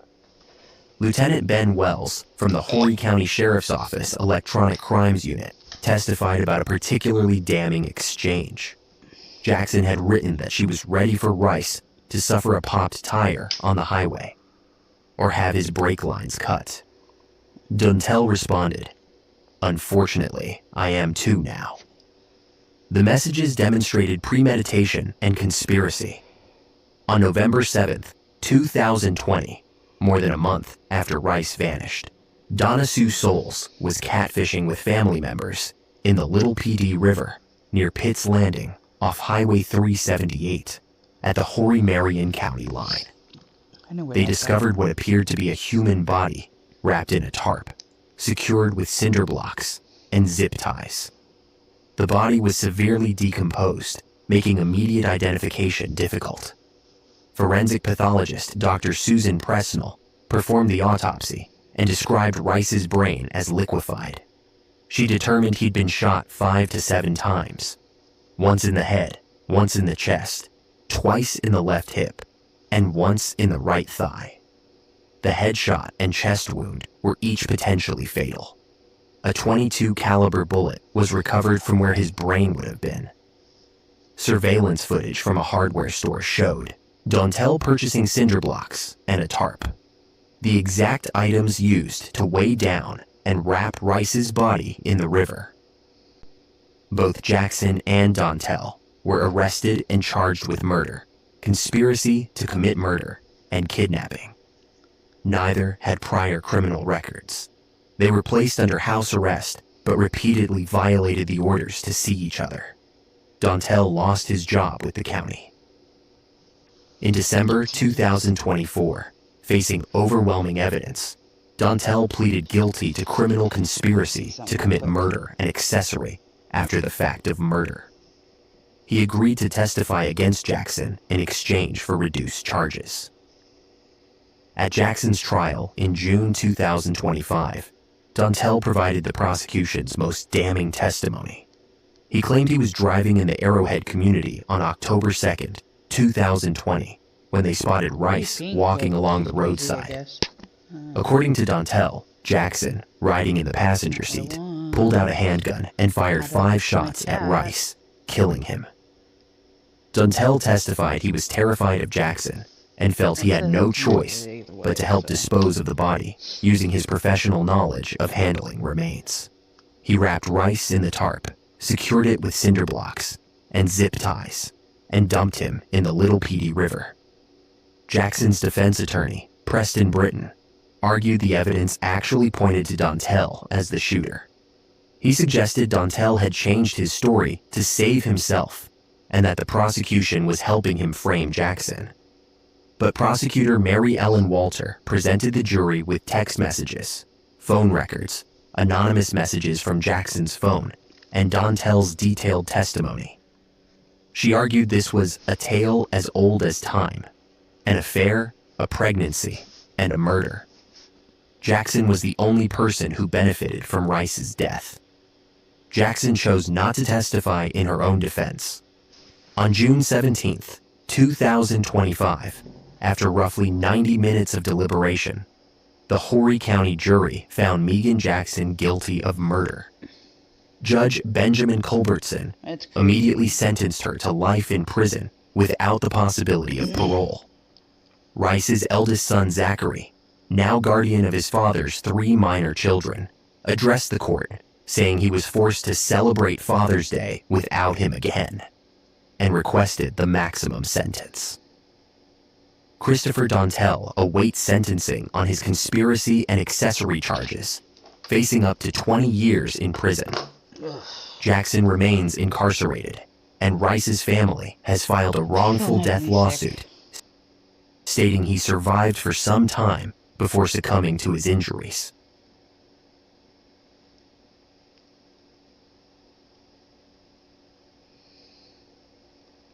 Oh, shit. Oh, well. So I'm going to go ahead and jump on Twitch for a little while. You're welcome to follow. Yeah. Quick message before I go. I would love to stream with other people because I love to talk. That's it. That's all I want.